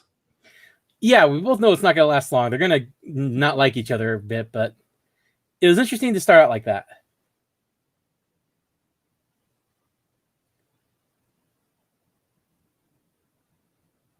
Oh. Did he slap him? Yep, he slapped him. Dr. Saucy Jr. Maybe Dr. Sassy Jr. That'd be a cool gimmick, Dr. Sassy Jr. Oh, the pec flex of doom. Guy's fucking ripped. Yeah, he is. He's got plenty of needle marks in his butt. the Conseco special. Oh yeah, Okay, he's had to get a few reps at the drain. That's all we're saying.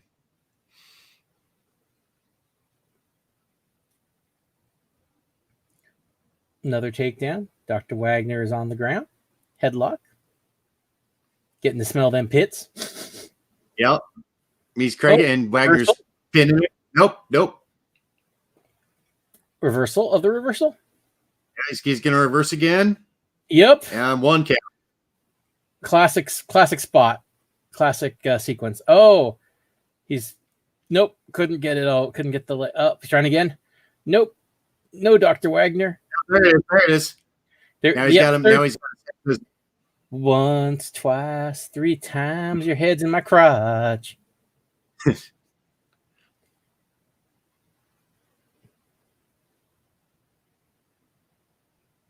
Nice sequence. Yeah. Once again, the essence of Lucha Libre. A lot of fucking holds. The lost art of American wrestling, where they actually do a hold or 2. Oh. Ooh. Oh. Disrespect both ways. They just slapped the taste out of each other's mouths there.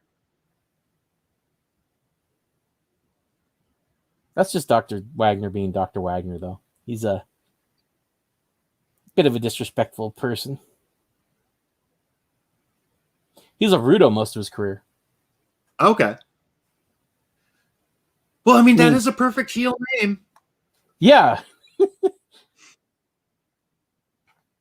He was like the man for a number of years in Mexico. Like, just, considered the one of the top draws. Yeah.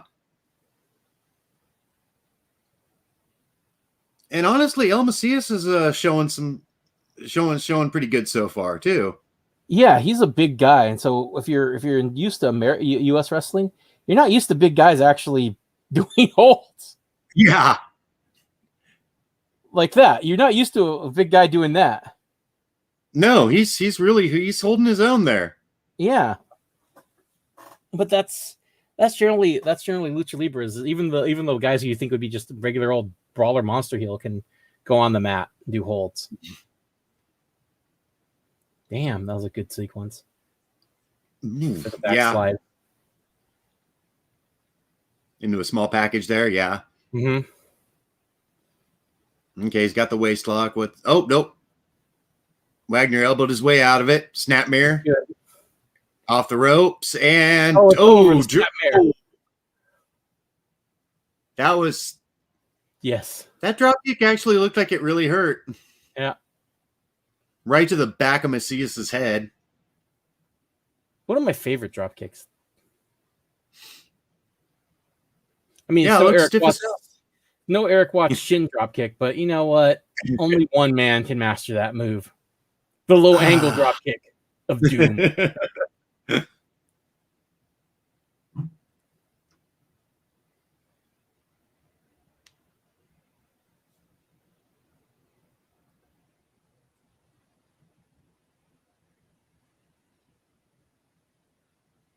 All right, Wagner's got the chin lock going there. They did a little bit of athletic stuff, but now they're shooting off the ropes. Clothesline misses. And Macias with a boot to the face. Big man move. Oh, nice head scissors. That was he's athletic. Nice head scissors. He's athletic for his size. Oh, is he going to choke slam him? Oh, he's not much taller than Wagner's a big guy. I didn't realize how big Wagner is. Oh, gee, pancaked him right on his face. Jesus. That was a power show off, but yeah. Wagner is a big guy. Wagner is not small. Because Macias is big. Yeah, he's a beefy dude. He's a beefy boy. So is Wagner, though. Yeah, up over there on his feet. Was Macias going to fly out at him? Yep. Oh, okay. Through the ropes. Yep. So you can tell why El Macias is like in this position because he's got talent, like skill, and he's got the look, but he also has looks like he has the actual ability to back it up. Vince saw him, he'd probably jerk off to him. But then he'd remember he's not white and get flaccid because Vince is a racist asshole.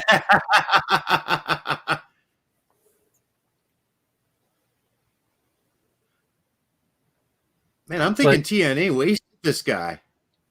Probably.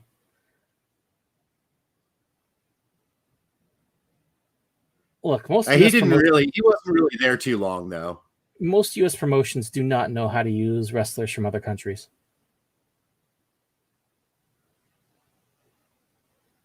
There's a few exceptions, in terms of wrestlers who manage to make it, but overall, U.S. companies generally don't really have an idea about how to use someone from Japan. That and how to use them in matches. Yeah, that too.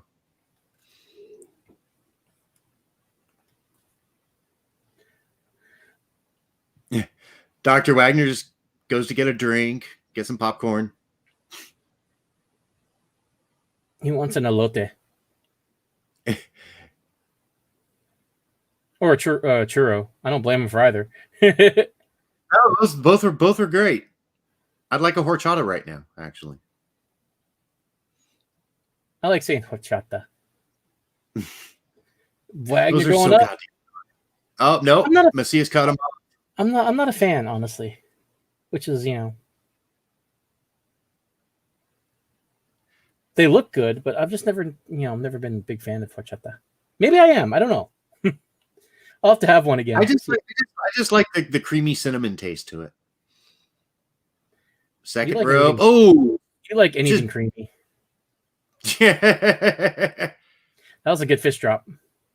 Yeah, it was. Just clocked him. The sell though that hurt him as well, where he his hand had to shake his fist off. Yep. Yeah. This is such a different vibe from the last match. The last match was fucking art. Yeah, this match is a little more. These are just two dudes just beating the shit out of each other, which I like so far. It's just Jesus, gosh, damn! Why didn't you close up on that? I don't know. He fucking flew so hard that he went over the rope with a knee. Wagner selling it though. Yeah. El Doctor.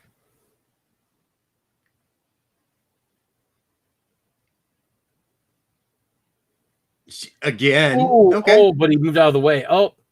Yep. Wagner going for the final move. The last hurrah. The end of Tope. Ole. Andale. Art Vandale. El hijo de Art Vandale is now going to be the greatest luchador ever.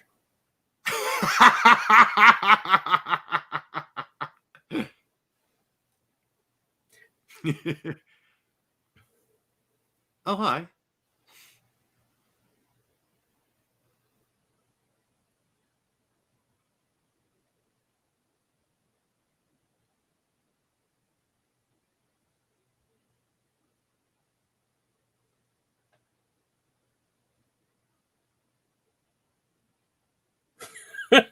Who's going where? Just fight it out. Fist fight. I hope this ends in a backstage bathroom somewhere, and they give each other swirlies. The referee's like, "Oh wait, I'm supposed to do something." Yeah, wait. This was this a false count anywhere? No. Okay, I should probably start counting or something.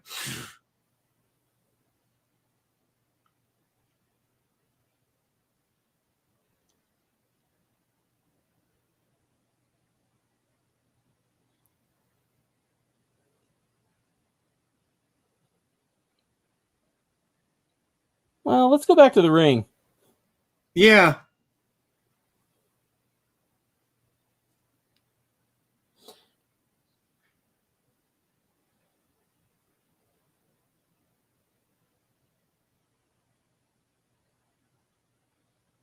Oh, Leg whip.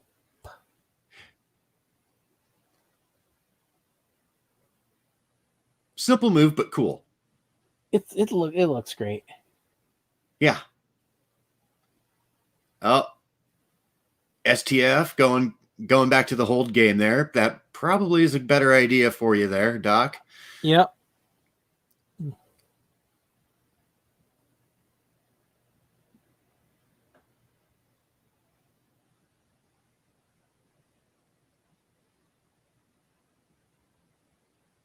It looks like he's licking Dr. Wagner's wrist.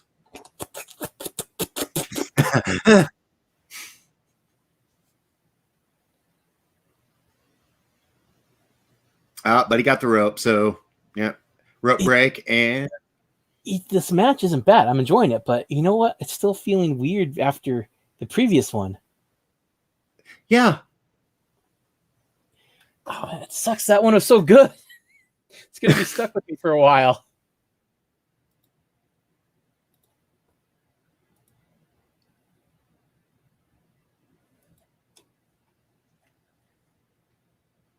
All right, we got the figure 4 locked in there.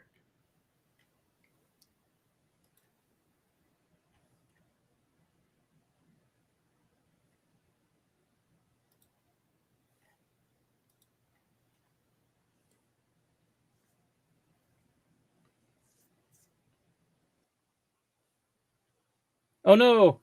Looks like Tracy disappeared.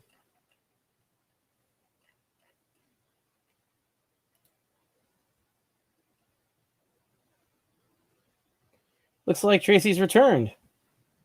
I accidentally exited out. My bad. Looks like he got too into it. Yeah, maybe.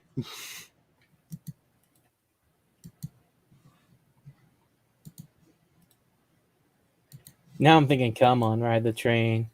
We're riding to come on, ride the train. It's a choo-choo train. Oh God.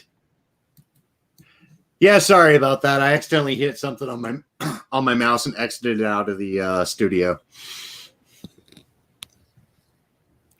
But we're not missing much. They're still in the figure 4, but Macias got the rope, so now they got a break. For some reason, I thought it was Jay Mascis for a second. Get some Dinosaur Jr. up in here. Yeah. Yep. Excellent band, actually. They're not bad. It's not something I grew up listening to, just like Husker Du is something I didn't grow up listening to, so I'm discovering them after the fact. So it means yeah. All I know is Husker Du did a lot of meth or speed, excuse me, a lot of speed. A lot of speed. Cheap speed. I think with some of those touring schedules, you kind of had to. Yeah, they were a monster for touring.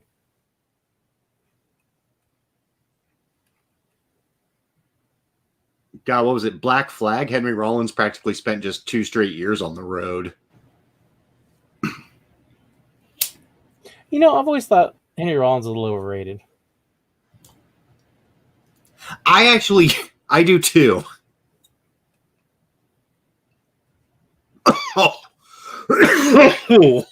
Dr. Flying Wagner Jr. Flight of the Valkyries. Do-do-do. Do-do-do. Nazis love my songs.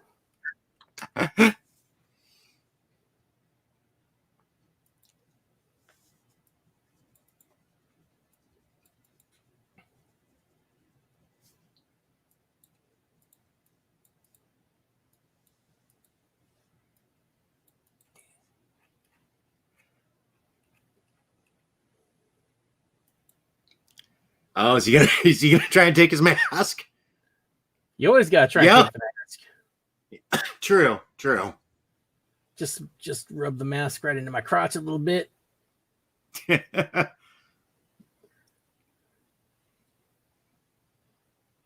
a little ball sweat on there to lube it up so it comes off smooth. Oh, Sure, yeah. I guess the referee's just going to allow that. Okay, cool. bring a chair. I care. I don't have a cool bow tie or neat striped pants. I don't give a fuck. You want me to call this match? Put me in a bow tie and striped pants. The replay stuff is obnoxious. I will say that. Yes. It's mainly the graphic they use as a wipe for it because the screen is just filled with that for a second, and it's fucking annoying.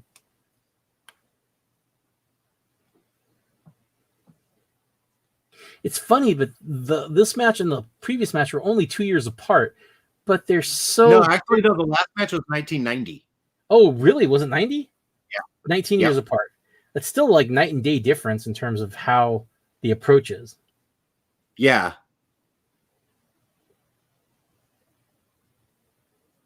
Maybe I'm just an old fuddy-duddy, but I prefer the other style of match a little more. Yeah, I'm kind of with you on that. I mean, I'm liking it. It's just a completely different style here. Mm-hmm. And El Messias is it able? Is this shorts be any smaller or tighter? I can nice basically power slam. I can see what religion he is based on his. Yeah, he is not leaving much to the imagination there. Imagine a world where his dong is visible.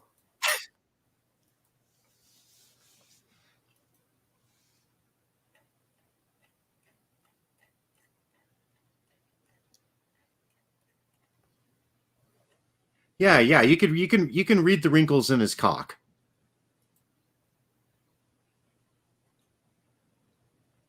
Yeah, that's what he likes.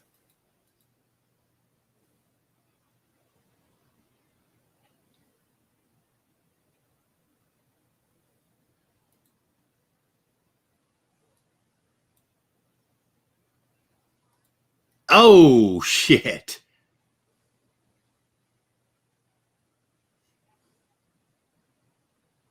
That's a nice Rudo move there.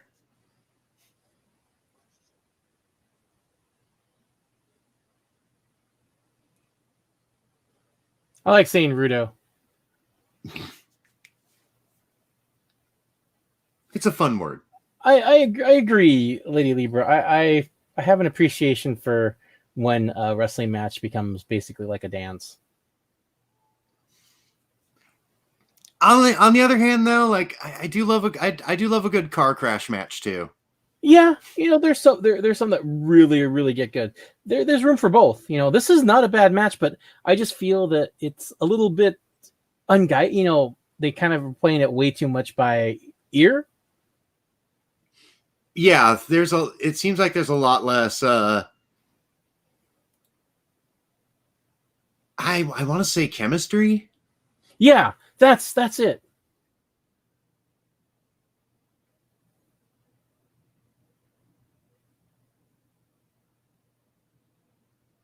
And I get it. Like, these are two beefy boys just beating the piss out of each other, and I like that. But like Psychosis and Ray had chemistry. Yeah. Oddly enough, Villano 3 and Pegasus Kid had a chemistry, like a give and take. So the common thread for the previous matches is there's been give and take between the two. This one just seems like they're just trying to take from one another.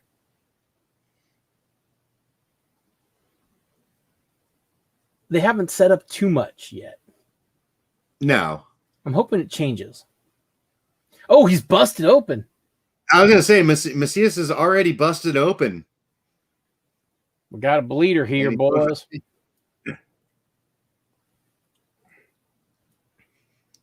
And kick to the face.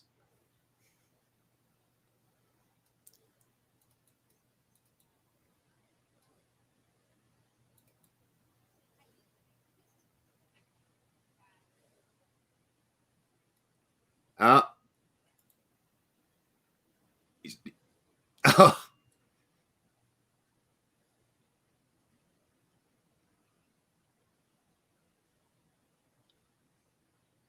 And Wagner going for the stretchies. Yep.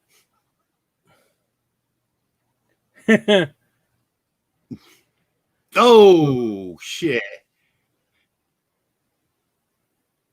It was a nice way to power out of that. So this is still a good match, but it's as Lady Libra said, two dudes duking it out. Yeah. There's kind of a fundamental match building part that's kind of been pushed to the side, but it's not a full all-out brawl. And I think that's what's confusing me is I want to see them just say fuck it and just kill each other now. Yeah.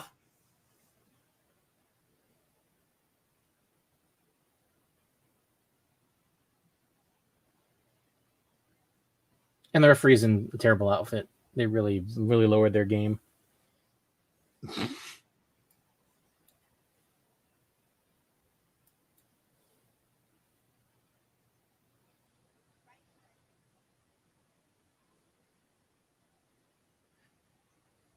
There is a lot more playing to the crowd in this.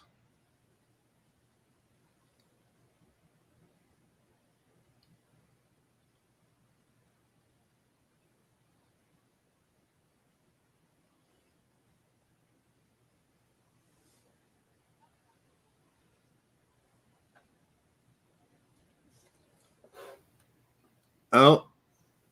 Well, you set up the table, bro. Somebody's got to get put through it. That's just how this works.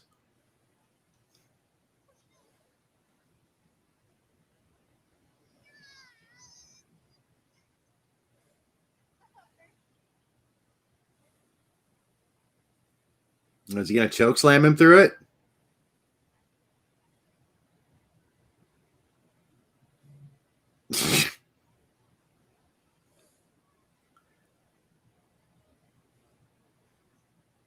Ow.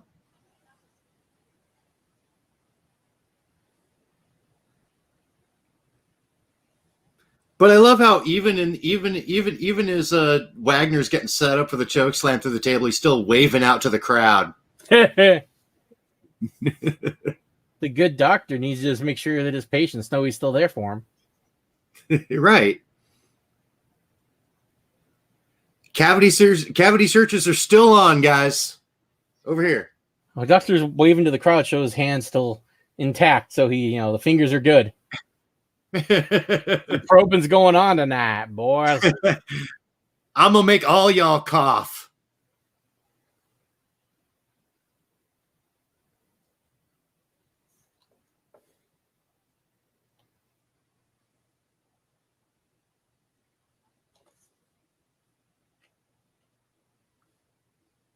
Well, I guess Wagner's powdering it for a little longer.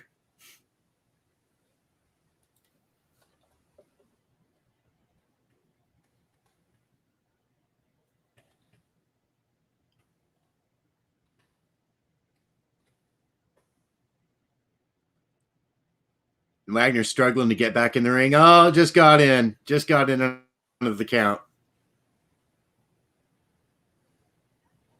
Pretty impressive for a dude who got choke slammed through a table and is that 5 shades of shit kicked out of him. And we're panning out. Oh. That was a big boy power bomb. I wish they hadn't cut to the wide shot for it, but still. There's a common theme of some really bad camera work. Yeah. And, not to suck the cock of the last match yet again, but their camera work was actually really spot on that one. Yeah, it was. Yeah, this one's a little bit not so much. Oh god, yet another.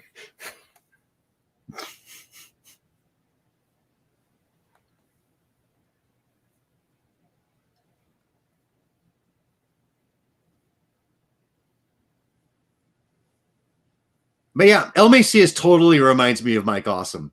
He does.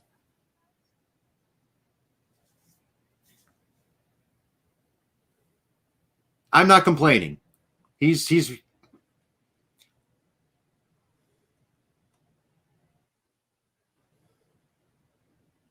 is really good, but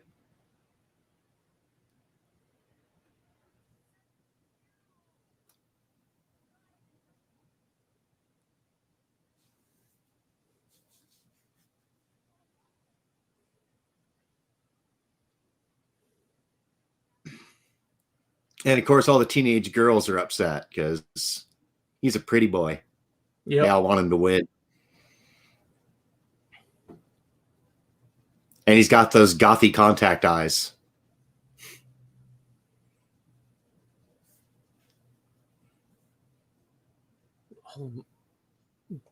Time for the Goths to rise up again.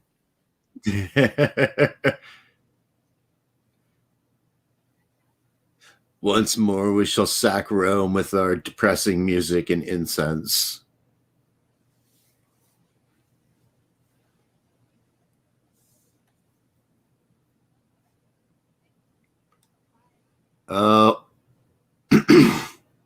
This is not going to end well. Dun, dun, dun, dun, dun. Dun, dun, dun, dun, dun. Superplex. Well, with those trunks, it was more like a wedgieplex, but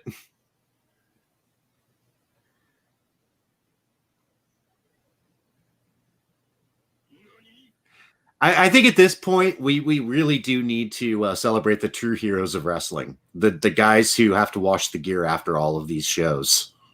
Ooh, no, let's not talk about that. No, seriously, they are the true heroes of wrestling.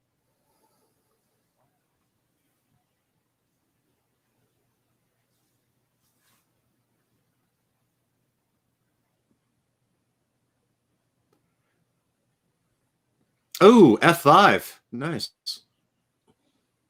That was more like a TKO, but Man, Miguel Awesome is really really struggling there.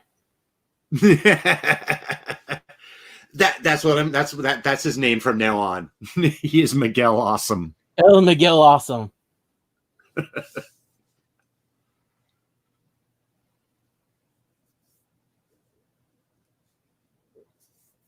Oh, is Dr. Wagner bleeding now from his mask? I can't tell. Oh no! Oh, he's going for power. I'm not sure. I thought for a second he was going for a fucking pile driver.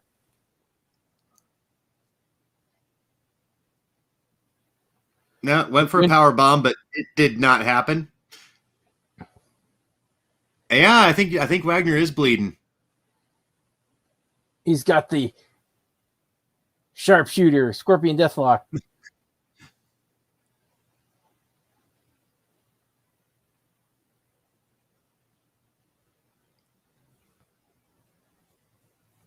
Still not as good as The Rock's. Oh my god. Charismatic and passable in the ring. Yeah.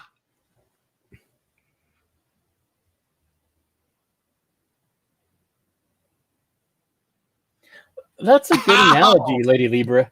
Yeah. I'm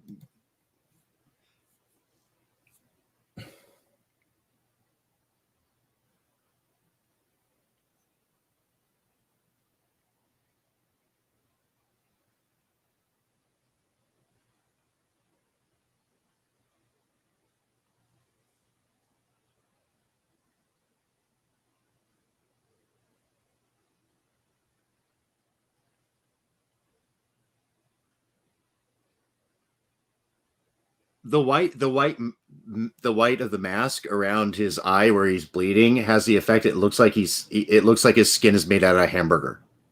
Mm.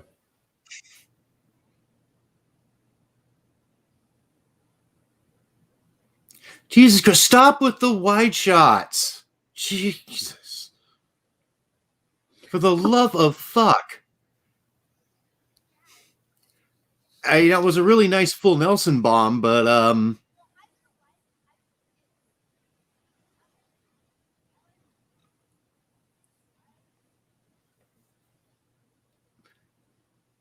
whoever's in charge of production needs to maybe get fired. Yeah, they're going wide too long often. And those annoying transitions into the replay, just Jesus. No. Stop it.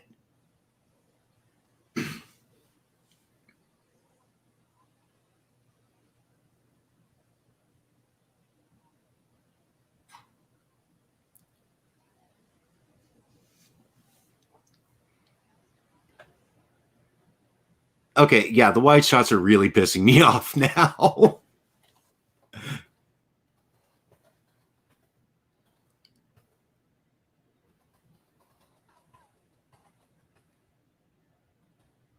Oh, it's a nice comeback move.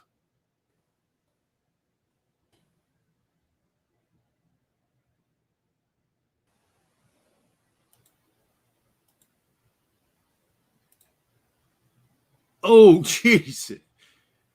Enziguri right to the freaking dome.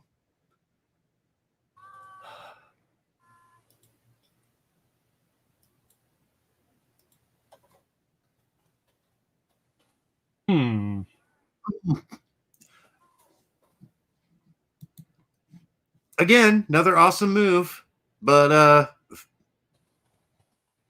fucked by the cameraman again.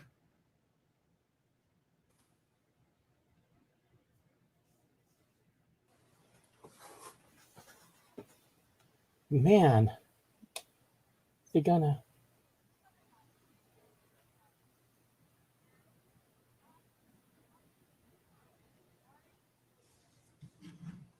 Yay! It's the audience.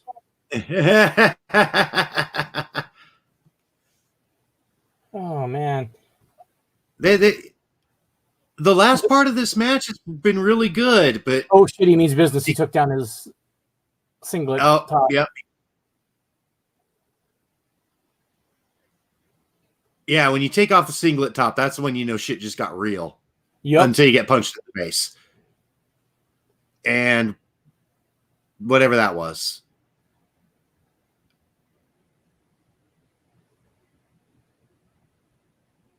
It would have been funny if he he dropped his singlet parts just to get pinned. I'm getting ready to be pinned.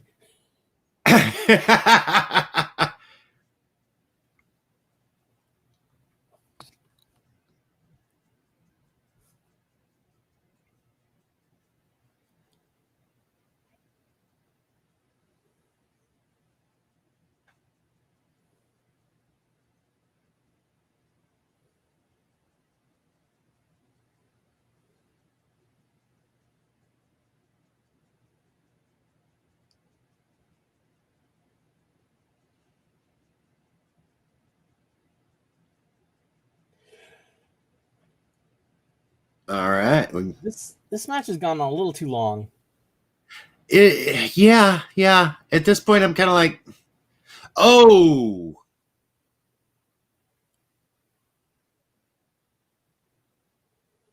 There we go. That was a sick Michinoku driver. And that, as soon as we said, this match has gone on too long, let's do the pin. Perfect timing. Yes.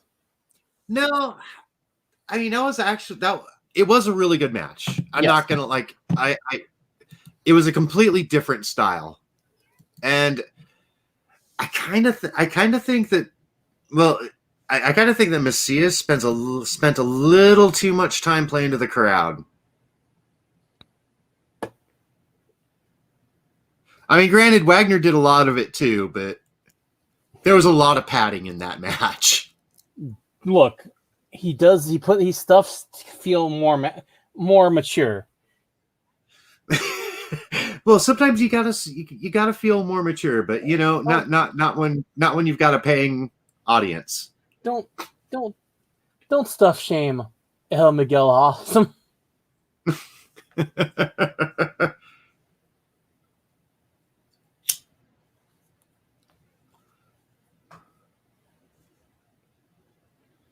But no, Dr. Wagner was really good. They're both really good wrestlers, but Yeah, I don't know. That one just I think it felt a little too long.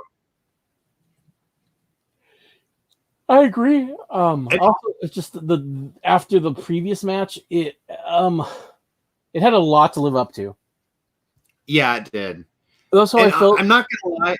I will say that I think one of the biggest problems with the last match was the freaking production. Oh yeah, the goddamn constant replay wipes into the goddamn wide angle every. Oh, it didn't let me get into the match. It kept breaking out of it. Yeah, it really broke any feel that. I mean, I'm sure if we were there live, it would have been awesome. So let me say this: the replays when they did them in the 2 out of 3 falls match, Pantera 2 and Fuerza Guerrera were fantastic because they only happened in between falls, and they replayed the key sequence and from multiple angles that let you see, like, take more of it in. Yeah, it allowed you to really sink in just how awesome this actually was. But no, on this one it was like, oh, he dumped the guy off the rope.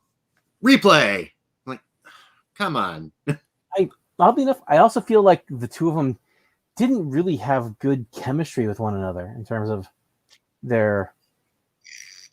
And it's not to say that guys who are larger and like one's definitely more of a power wrestler can't have a good match, but it just didn't feel like they were in sync. I'm kind of seeing that.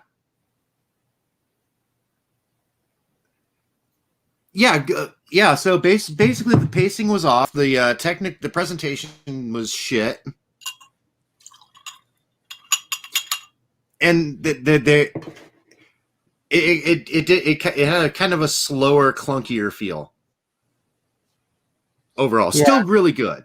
Yeah, no, it feels kind of unfair to compare it to the previous match. No, there's really you can't really compare the two. I mean, it's a completely different thing.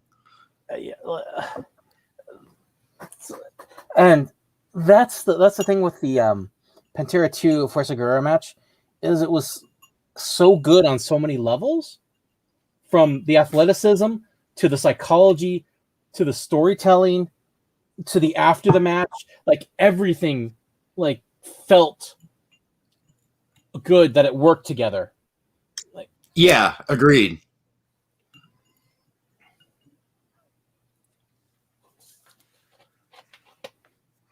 But yeah, I did have one more match queued up, but I've noticed that we're almost 4 hours. Going on to 3.5 hours. So you want to just call it? Yeah, you know what? But link them in the description. Yeah, we'll do. Yeah, I'll put them in the description. Because I'll be honest, I probably want to have some alone time with the Fuerza Guerrera Pantera 2 match. I might actually go back to that one too. I'll go back to that one because it was one of the best matches I've ever seen. Yeah, yes. Yeah, that was a 5-star match to me. I can't stop gushing about it. It's just so good. Me either. I was just sucked into it. Like, it just had, just like I was hook, line, and sinker. I was entirely into it. Yeah, same here. It's just, oh man. Like I am so glad we chose this tonight. Yeah, I'm an emotional guy, and I felt terrible for Pantera 2 because he lost. Not because I had rooting interest or anything. It's just because of how he was emoting after it. Like, he gave everything and he came up short. Yeah, it was, oh my god. I'm still over here just like, yeah, that was amazing. Like, I am so glad I'm so glad Reddit found that match. Yeah, it's a complete story. I have to look and see if they had any sort of rivalry, but it didn't feel like it because I didn't feel any where they wanted to just beat the other person, like hurt them or anything, like anger. I didn't feel any anger from either one of them when they were doing moves. I just felt that they wanted to win. I absolutely agree. And from what I understand, that was actually their rematch. Oh, they had another one? I'll have to watch that. Yeah. I'm gonna I'll scour the interwebs for that too. Because if the rematch was any indication, then I want to see what came before. Well, no doubt, because that's because of this. I'm just like kind of tongue tied because again, like the one that builds up to that second match, the rematch. Yeah, I wish that I had chosen that one as the main event. But then thinking about it, like the Flair Steamboat trilogy, which is probably some of the best wrestling that's ever been done in North America. Damn straight. There was, a bit of like we don't like each other, but mainly just the way they sold each other and knew because they'd worked together in the territories. Flair was one of the main drivers to get Steamboat pushed into the main event because he was a big believer in him. It's like he works well like that. Yeah, Ricky Steamboat was a great storyteller in the ring. So was Ric Flair. He was a babyface that worked. His interview skills weren't bad, but he could make any match against any heel seem important and make people look good. Exactly. And Flair for, he had an ego and whatnot, but he recognized talent. Mm-hmm. I mean, he was grooming Lex Luger to be the next big thing, even though Luger, not great in the ring, but he had the look and he had the, mic skills. No, and honestly, he wasn't. I don't think Lex Luger was terrible. He wasn't. He was good for what he was. Exactly. Flair, I liked him. I liked him when I was a kid. Yeah, Sting. Flair helped Sting, but Sting, would have probably been huge on it because he had it. He had the chaser baby face, the sacrificial lamb baby face. Yeah, he had the look, and he was actually he had the gimmick too. You gotta admit, the gimmick and Crow Sting, both of them. Although when he won the title and how he fucked over the Crow Sting gimmick with just one sentence after he broke his silence, they caught him saying, "That's how we do it, Mamacita." And it's like, oh, I just like, well, there goes his gimmick. They had to have a hot mic there. Yeah, the fun fact about the Crow Sting gimmick, that was Scott Hall's idea. Scott Hall doesn't get enough credit. He's a good when he's sober. He's a great wrestling mind. Yeah, he really he and Jake Roberts, man. I'd love to pick both their brains. Yeah, if they just had demons with substance abuse, but for understanding how to get things over, how wrestling like to create what they call it investment from people for characters and whatnot, and even in their matches, they're both really good, and their promos. Oh yeah. Scott Hall was a little. I mean, he had that whole smarmy douchebag thing going, which just. Mwah. Yeah, and he was my favorite heel. He was my favorite 90s heel. He had that like nudgy in the elbow, like get it, because the whole thing with like you come to see here tonight, WCW, just the way he said it, like such a like yeah, you're not here to see them or NWO, and you're like just fucking perfect, working up the match right before, Rick Rude exactly had that as well. Rick Rude was, yeah. Rick Rude had his matches were good. He was a good wrestler. He had fucking perfect heel, made you hate him. So anyone across the ring was like, we want him to beat Rick, except me. I'm like, I love Rick Rude. Beat that. And he had the prettiest. He's the reason diaper heat is the thing. He's the what? He's the reason diaper heat is a thing. Diaper heat. Okay, give me. It's an apocryphal story, which I'm literally like telling it off the top of my head. It's something that I remembered reading a long time ago, so it may or may not be true.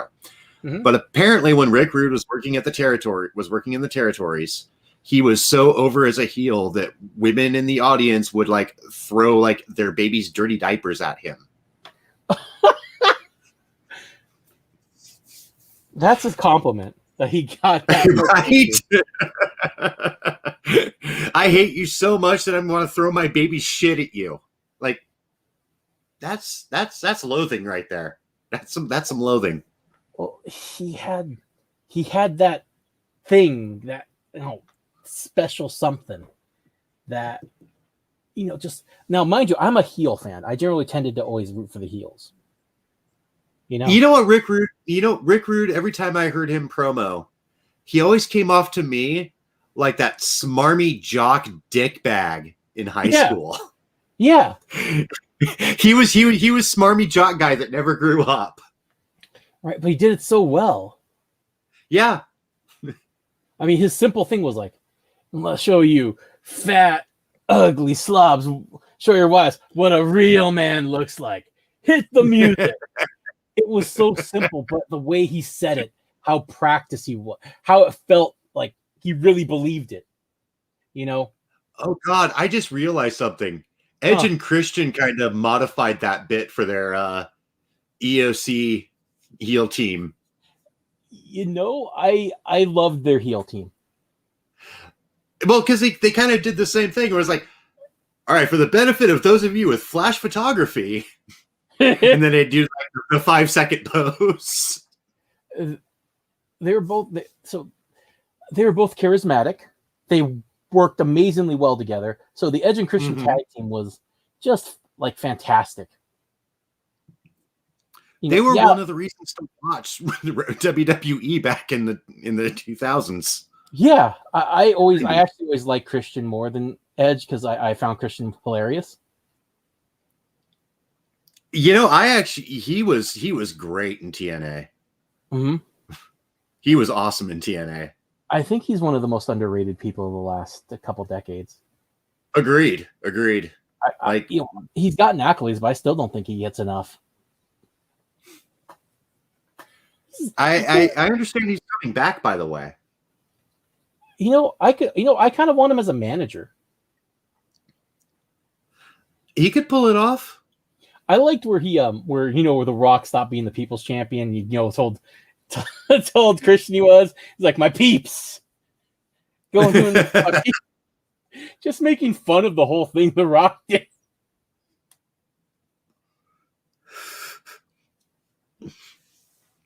But when The Rock turned heel and with the Nation of Domination and turned on Ron Simmons subtly, that was one of my favorite moments. No, I'm getting people the presents for appreciation, gets them all nice watches. Ron Simmons gets an autographed picture of The Rock. Save the best present for last. Things like that. That was one of my favorite storylines.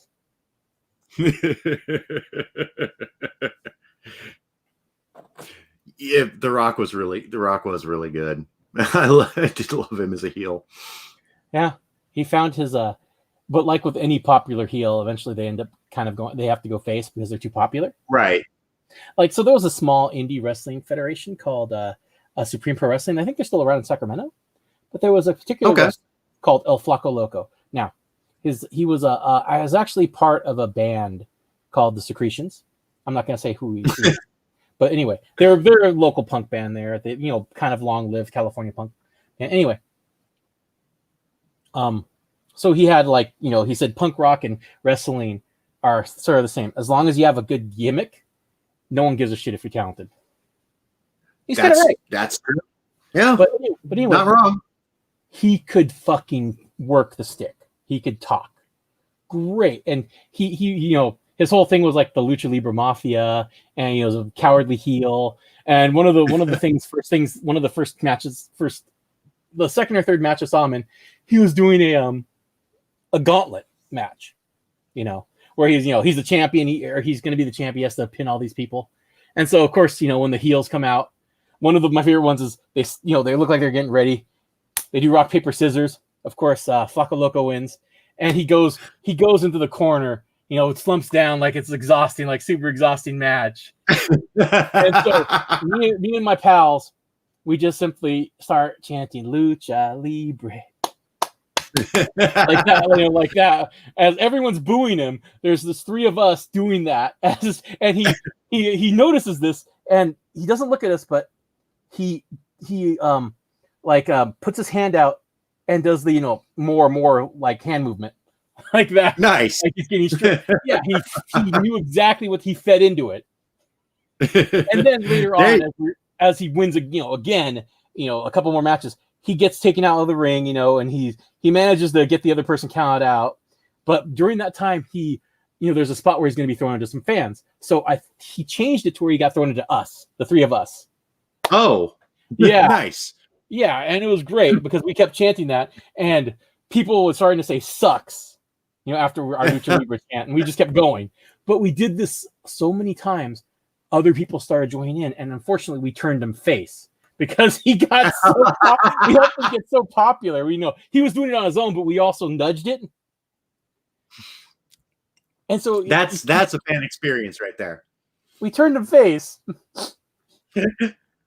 Sorry, didn't want to do that. It happens. Anyway, on that note, thanks to everybody for tuning in. Next week we're going back to Japan, and definitely come back and check out the replay. I will put up the links to the matches in the description so that you guys can watch along, because apparently my internet doesn't allow that. All right. Thanks a lot. Nice doing this again. All right. Thanks for coming on, man. No problem. Take care. All right. Take care.